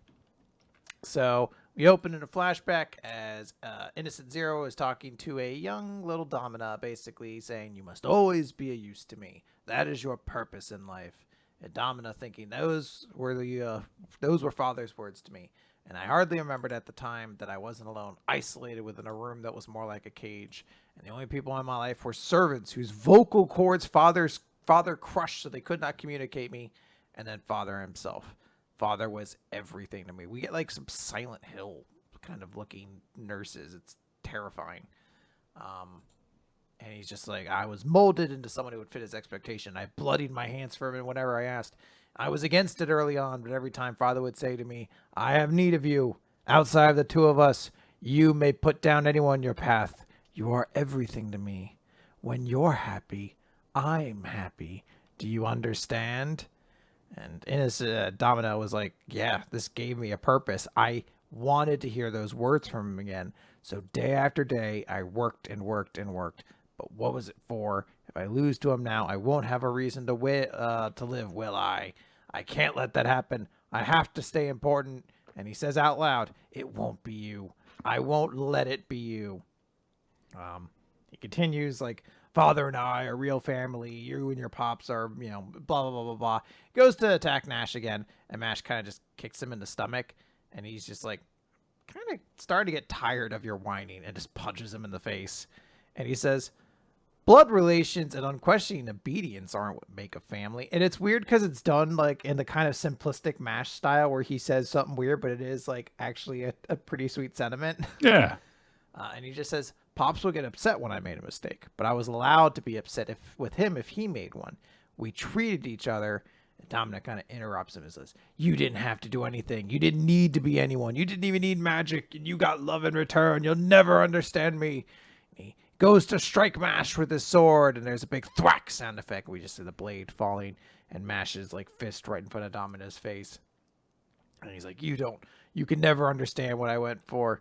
Don't you think that I wanted to be loved for just being me too, like a real child should? And Domina has just started sobbing at this point, and we got like a full page spread of that. It was very, very good image. And Mash extends his hand and says, Pops wouldn't hesitate to tell me when I was wrong. Then he'd accept and forgive me. So here, let's make up. And Domina has like a surprised look, and then kind of like a more quiet expression. It just says, your hand is so warm. And then there's a long fart sound effect that I added in my version because I was like, this Mashle chapter needs a joke. But it's not there in the version you're seeing. You have to add it in yourself. We then cut over to the flying city of Crazy McEvilson, which might actually be the name of it. We don't know quite yet. And the Bacta tank that Innocent Zero's in has exploded as Innocent Zero leaves and says, so, Domina has been bested. I don't have a penis. Don't need that where you're going. This is a very sweet chapter. Yeah. Every now and again, Mashle breaks out one of those. Oh, it's a nice little heartfelt message about friendship and family and stuff. And it's nice to see Mash connecting with this guy and making him feel like it's okay. You don't need to win everyone's love. So yeah, I do like the little moment there. I think this exchange with Domina maybe went on like one chapter or so too long, but I do really like this conclusion, and I do really like the sentiment at the end. Like, don't you think I just wanted to be loved for who I am too? Like, just breaking down like that is pretty raw. Yeah. All right. Let's head on over to the Elusive Samurai, Basara 1335. Mima looks like she's going to take up a sword after Shizuku has won the game of bets and cheating against her. And oh my God, are they going to have to fight? Kojiro is still calm, and he whispers over to Ayako, saying like, "Look, this girl's an amateur. If she draws, I will behead her immediately." And Mima gets all fierce, and then she thrusts her sword into Tokiyuki's hands, and she says, "I like you. Take it. You guys are like Basara." And Tokiyuki's like, "Wait, what?" And she says, "Hey, sell that treasure sword. Go and enjoy Kyo. You beat me, and if I let you run around like paupers, then it will sully the prestigious Kyogoku and Sasaki clans." And then she is like, "I like you, Tokiyuki. We're going to have fun together." And, oh my God, total elimination! Like Ayako lariats her while Shizuku headbutts her in the back of the spine. Wasn't that was a tag team's finisher? Oh, not the headbutt, but like one from above and one from below. Was that DIY? Oh, yeah. No, they did the knee and the super kick. Lance Cade and Trevor Murdoch did a chop block lariat combo. All right, that's fair enough. Everyone's favorite tag team. Yeah, well, I can't speak ill of it. One half of that tag team's dead, so I feel real bad. And then so basically they're like, hey, step off. I'm going to be his wife and I'm going to be his concubine. It's still weird. So I do like that there's now a fight between all the girls of like, I'm going to marry him. Like, all right. y'all are 12. You stop that. Y'all are 10. What am I saying? Or I can't remember how old they are because time is linear. So yeah. Time is linear. I do really like the tandem submission hold that they put her in, though. It's like a bow and arrow combined with a torture rack, which is inventive. But yeah, she's like, oh, what the hell? And like, you stay away. Yeah. So but they go around town with Mima, and she also is introducing them to some of the culture of the area and fashion. And she says, like, oh, yeah, so men who dress unconventionally are called basara. And Ayaka's like, is that why you dress weird? And she's like, yeah. And she's like, you look like a slut. It's just they're being so mean to her. So. But then again, she did try and, sell their friend into slavery. So I guess that they can afford to be mean to her. So. They establish a bunch of Basara stuff, like, oh, yes, they started this entire fashion boom. And she says, yeah, and my dad is the leader of the pack. And she says to Tokiyuki, ditch the fuddy-duddy outlook. Okay.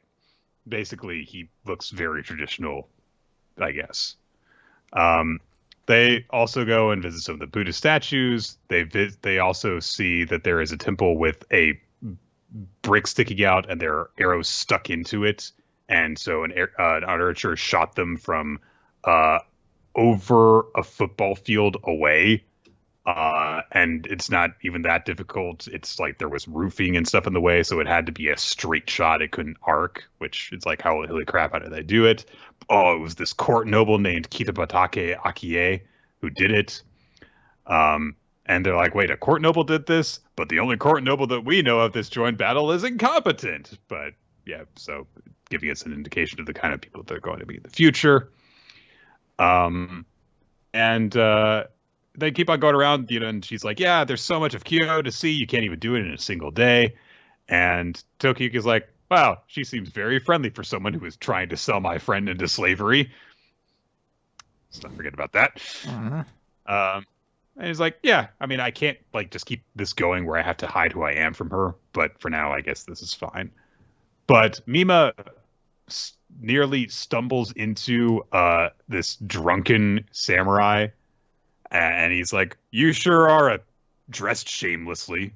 Apologize for this. This place is obscene. Everyone dresses obscenely. So Mima is just like, whatever, I'm not going to take this. You suck. You're just some random warrior who hasn't gotten a reward. You're a loser.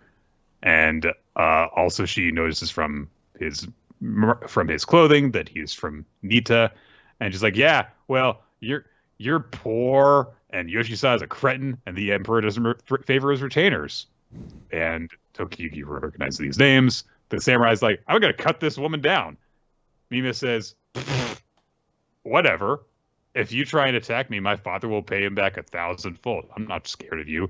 But Tokiyuki, he is too noble at heart. So he steps forward and he says to Kojiro and Aoka, hey, can we knock this guy out before he creates a scene? And they're like, I mean, yeah, sure. The drunk samurai draws his sword, and Tokiyuki uses the wrist slashing technique to make him drop it. And Kinshasa! Yeah. It's actually more of a running knee at this time. They destroy him. Nick, name that tag team finisher.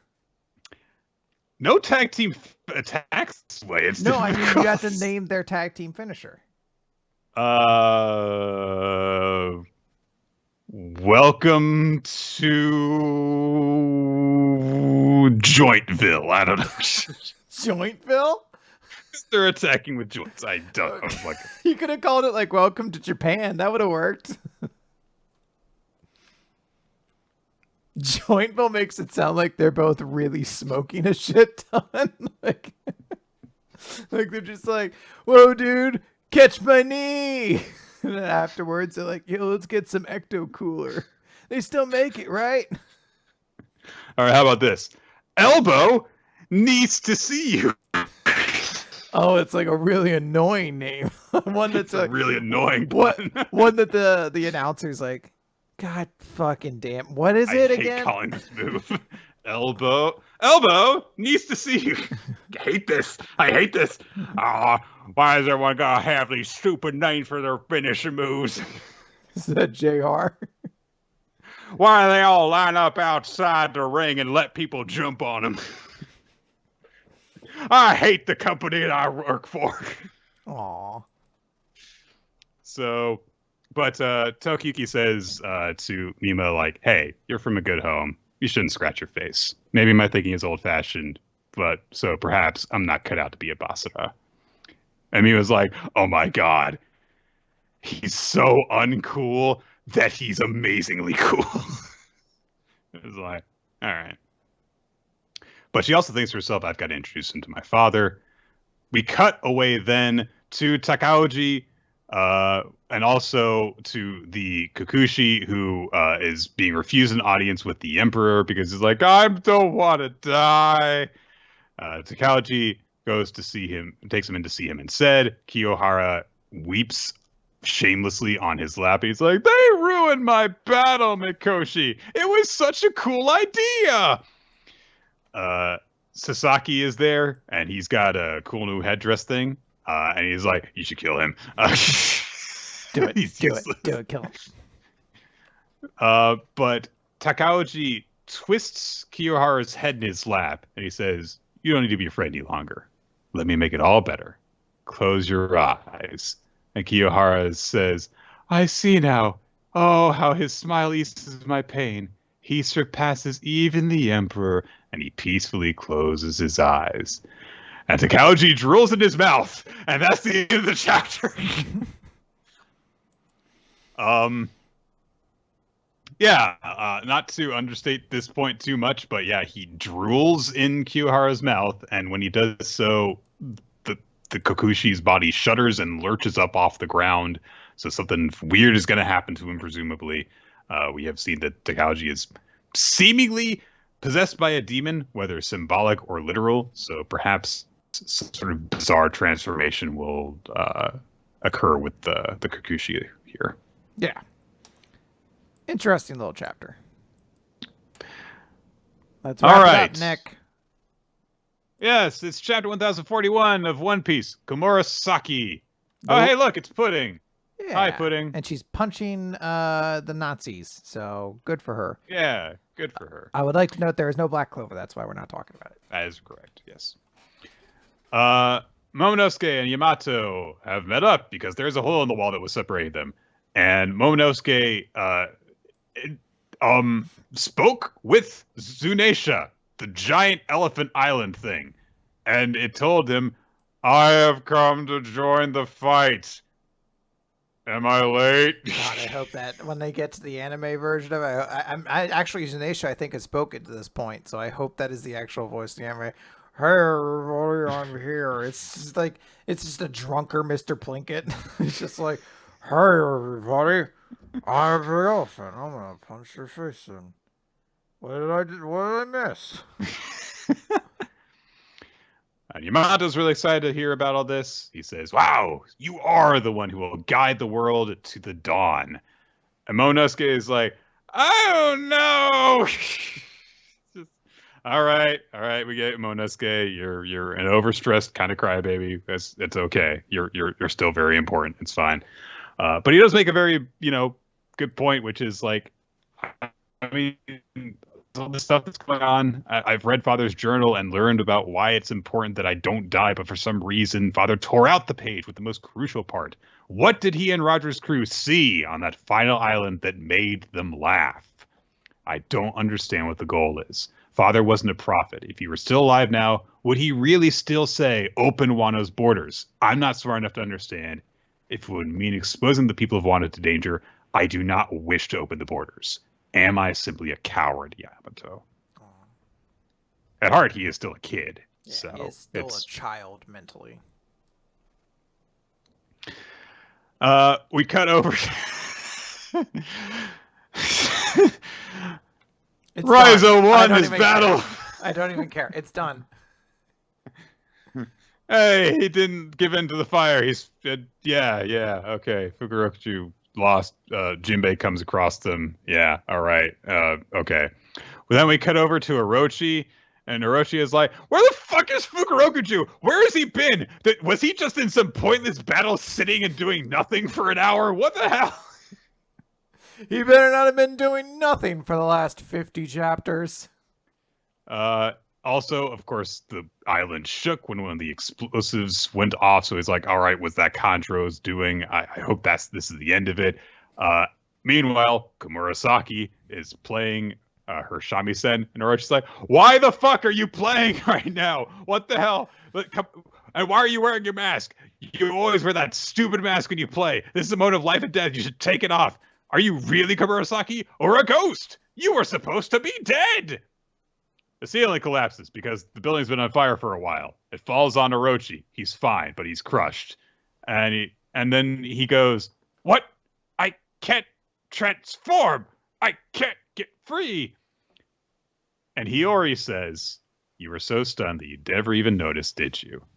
I used nails of sea prism stone to ensure you could not turn into that monster. Is she talking about like fingernails? I guess. Yeah, I think so. Okay. I don't think she took like an actual hammer. It was like ding, ding, ding, ding, ding. You never noticed me driving this nail into your ankle. Oh wow, no, you're just. Look, I'm really preoccupied with sex. Okay, I just don't pay attention. So. And so Orochi's like, what the? Why'd you do that?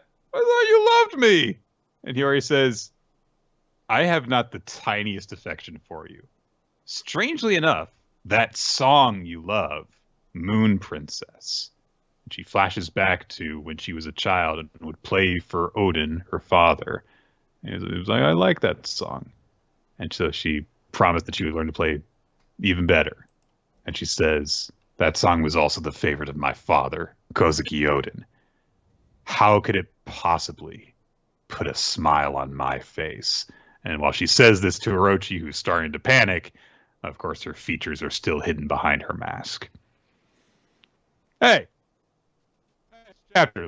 Nothing else happened, so... Sorry, that's actually a really good ending note, I feel like. There's like 6 moments in this chapter that could have been conclusions that just aren't. There's so much going on. It's almost like if instead of cutting around to all these different scenes, if we just like kept them into like small snippets, then like we could have had like nice little complete stories to jump around between. I know that Oda likes to do that thing where you like jump around in chaotic scenes and you see little bits of the battle unfold at a time. But, like, you don't have to do that all the time. I like that in the build-up a lot. When we're coming to the climaxes, though, it starts to feel like it pulls away a bit. It turns out Izo decided to fight those 2 agents of CP0 that he came across, I guess. Yeah, and Izo just fucking smoked them. CP0 blows. They do suck, yes. Fucking Izo took them out. He seemingly straight up kills one, and the other is seemingly down for the count, but consciously he's like, fuck you, Izo! Why the hell are you here helping these people out? You gotta go fucking kidnap Robin. Fuck you, Izo. It was just a moment I was like, man, I don't know if there was a person in this arc who could have wasted CP0, and I immediately was like, okay, so CP0 blows. Like, they suck. I don't care about them anymore because fucking Izo was the one to take them all out. So this CP0 agent is like, I gotta go get fucking Robin, damn it. Gets a call on his head snail thing, and they're like, hey, the 5 elders have issued an edict. Eliminate Straw Hat Luffy. Fuck you talking about? He's fucking fighting Kaido. I'm not gonna do any of that. I wish he had dropped that many F-bombs. Fuck this. This fucking sucks. Fuck. This fucking blows. Fuck this. So the person communicating with them is like, yeah, they know it's impossible. Yeah, but these orders are meant to prevent the worst case scenario. You understand? Drake is there. Hi, X Drake. Though it's a scenario, we only know through rumor and hearsay. Okay. We cut away then again to the basement where Usopp is with Hamlet and they're carrying Kinemon and there's so many O's. Fucking I'm sorry, where are we at? The samurai are getting carried away. Okiku and Okiku. Yeah. Okiku. Yes. So they're getting carried off to safety. Okay. Wanda and Carrot are with Cat Viper. Okay. And Frankie has had to snag Zoro from falling all the way down with his extendo arm. And he's like, "You ain't dead, are you?" And Nami is with Zeus. And also Marco's there. And Big Mom has fallen. Everyone's like, "Oh shit, Big Mom fell." And then Kid and Law are on their backs because they're so exhausted from fighting Big Mom. And they're like, "Hey, you want to go fight Kaido?" "Nah, I'm beat." All right. So we cut then finally up to Luffy and Kaido, who are exchanging blows. Yay! An important thing is happening after 4 pages of nothing important happening. So Kaido is like, "Do you sense that? Lin lost the fight. What the hell? God damn it. I had money on that.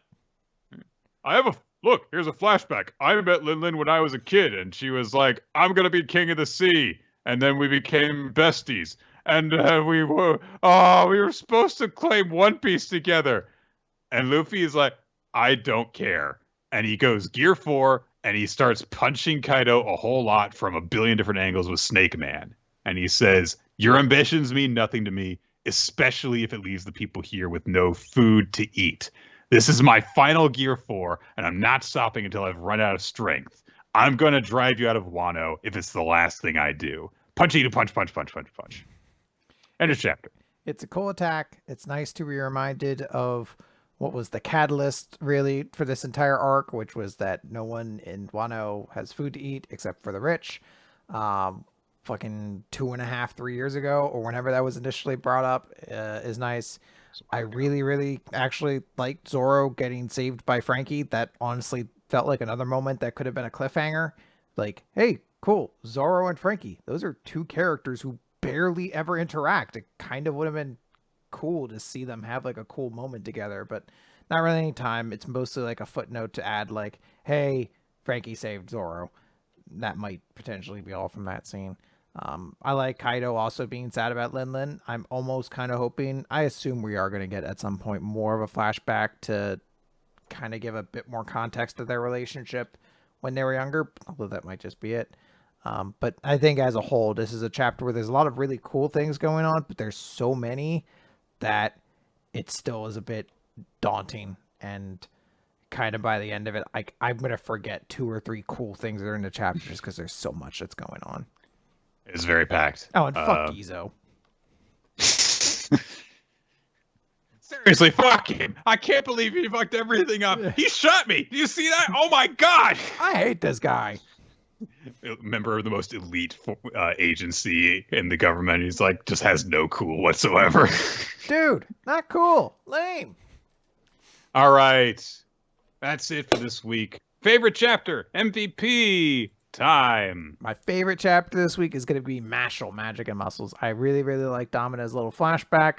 I thought it was a great way to kind of wrap up that character, and I really enjoyed it. It's a little tricky to me because I don't feel like there's a lot of really good stuff this week. I think I'm actually going to give it to PPPPP. Oh, okay. I like that. I like, the way that it closes out and the stuff that you start to see of like, oh yeah, like you said, a kind of garbage life. Of course, he's got stuff to draw on for a sad piece, but how is he going to not make it sad? So, yeah. MVP. My MVP this week is going to be Quaxley. It is the best Pokemon. I love it. I want everyone to enjoy this Pokemon as much as I do, but I want you to understand that I love it the most of everybody. Okay. All right, fine. If I can't actually pick Quaxley, I will pick the one Medusa that has remained behind with That the has rest eyes. of the cone from Dr. Stone, because that is the Quaxley of Dr. Stone right now. So in my entry, could you put thing from call it Howman, and then in parentheses Quaxley?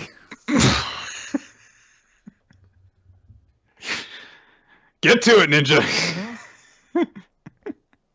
I'm gonna give mine to Hiyori. She had she got to do a thing, and I was like, she better get to do a thing this entire fucking time since she was introduced, and she's getting to do a thing, and that's it. So hooray! There you go. The audience, by the way, doubled up this week. Akane-banashi won MVP or won chapter of the week, and then Akane from Akane-banashi won MVP. So totally get that. She had a good showing. It wasn't Quaxley, but you do what you gotta. Maybe Ninja if you would just entered no Chris into my section, so I don't know how that's gonna get tallied at the end of the year. Can you at least put just put Quaxley, and I don't just everywhere. Yeah, I actually am gonna give it to the little thing for Dr. Stone. I actually think that was like kind of the coolest character this week. I was like, this thing fucking rules. Like, I wish this character had been in the series for like 50 chapters, because like just this floating fucking vacuum tube thing was pretty dope. All right.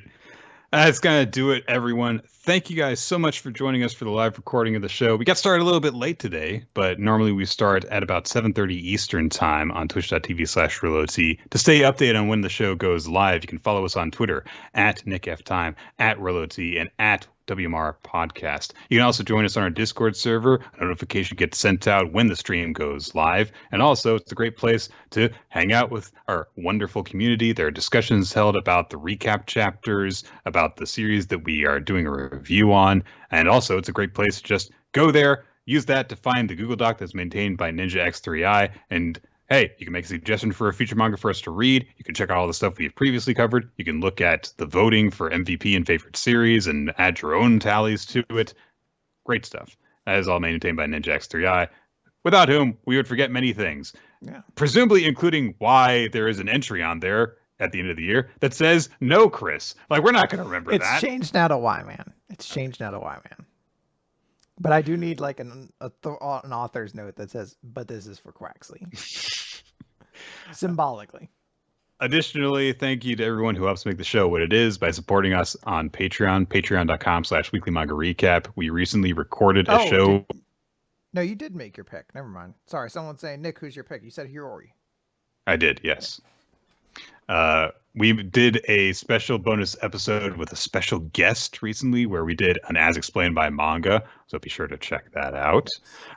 And also that is where monthly other recap is done by Chris on the series that we don't talk about on the show because there's too many of them. And we also want to thank Steve Mann, our occasional title card artist. You can check out his work wherever boobs are allowed to be drawn on the internet, including twitter.com/SteveMannArt. And we want to thank Milo Jack Stillitz and Winslow Cheddar for creating the opening sequence of Weekly Manga Recap. You can check out those title cards and that opening sequence on our YouTube for the video versions of our podcast, youtube.com/Weekly Manga Recap. The audio version of the show can be found on podbean.com. weeklymangarecap.podbean.com, I should say. And also wherever podcasts can generally be listened to. Yeah. So, Nick, we have a new series to take as a recommendation. And I feel like we don't have enough theme months, Nick. So I feel like I'm going to kick off maybe a fun new theme month. Okay. Yeah. So, Nick, what is your favorite card game of all time? So the thing is, I know what you're going to talk about, but I feel like I have to lean into the correct answer, which is Yu-Gi-Oh. So Okay. Well, you should have said Magic the Gathering. So Magic the Gathering has a brand new set out. It came out like a week ago called Kamigawa Neon Dynasty. And Kamigawa is based off of a plane that was inspired by Japanese mythology. It was famously not popular. So they refused to go back to it to a very, very long time until they went back and they added robots and anime references. So it became popular enough in market research that they were approved to go back. So we're back in Kamigawa, and to help celebrate it, Wizards released a manga to explain the story of Kamigawa Neon Dynasty. So I decided it would be really fun to talk about that manga. And who else to come along with us on that ride than resident MTG nerd Austin Yorsky, as we start what is almost certainly going to be a month of fun card game stuff. I don't know if we will or not. I just don't want to do this one. I thought it'd be fun to do a theme month, and then next week you're like, no, we're gonna talk about a dog manga or some shit like that. I don't know what kind of theme we're even gonna get out of this. So. Yeah, like we're like, well, I don't want to talk about Yu-Gi-Oh, so I think we're all out of card manga. All right, next month, the next series then. But that's it. It's. I don't know. There's a bunch of Yu-Gi-Oh spin-offs. I guess we could turn to. So we don't actually have to. I just mostly did that for that. This is a super short thing, so I can promise you we are going to be talking about this next week. I think it's legitimately like 60 pages long. And what really tickles me is I know the story of Kamigawa Neon Dynasty, and I cannot comprehend how you tell it in 60 pages. But I guess they do it. So we'll see it next week. All right. Look forward to that, everyone. We will see you next time. Same stream channel. Roughly same time. Bats. I think it's bat. Oh, because the Batman comes out on Friday. Also, side note, I saw the Foo Fighters movie. And I know what you're thinking. Oh. They had a movie? Yes. I saw a trailer for it. Yeah. A horror movie. I am a big Foo Fighters fan. That was a movie that I left like, oh man. I still love the Foo Fighters, but that was not a good movie. That was a movie that either needed to be a lot scarier, a lot funnier, or a lot dumber, because it was almost to the point of being so bad it's good. And it like the movie ends with Dave Grohl and Jeff Garland kicking each other in the dick over and over again. And it was like, clearly this movie doesn't take itself seriously, but it needed to be a lot dumber to justify an hour and a half or an hour and 45 minutes. I got roughly that impression from the trailers. That was like, it seems like it'd be fun. It probably isn't. So. It is entertaining to watch, but don't go out of your way to see it. And I'm just going to, I feel lazy. I'm just going to say that's my review for the new Batman as well. I believe that movie also ends with the two leads kicking each other in the dick. If the new Batman ends with Robert Pattinson and Paul Dano kicking each other in the dick back and forth, you heard it here first.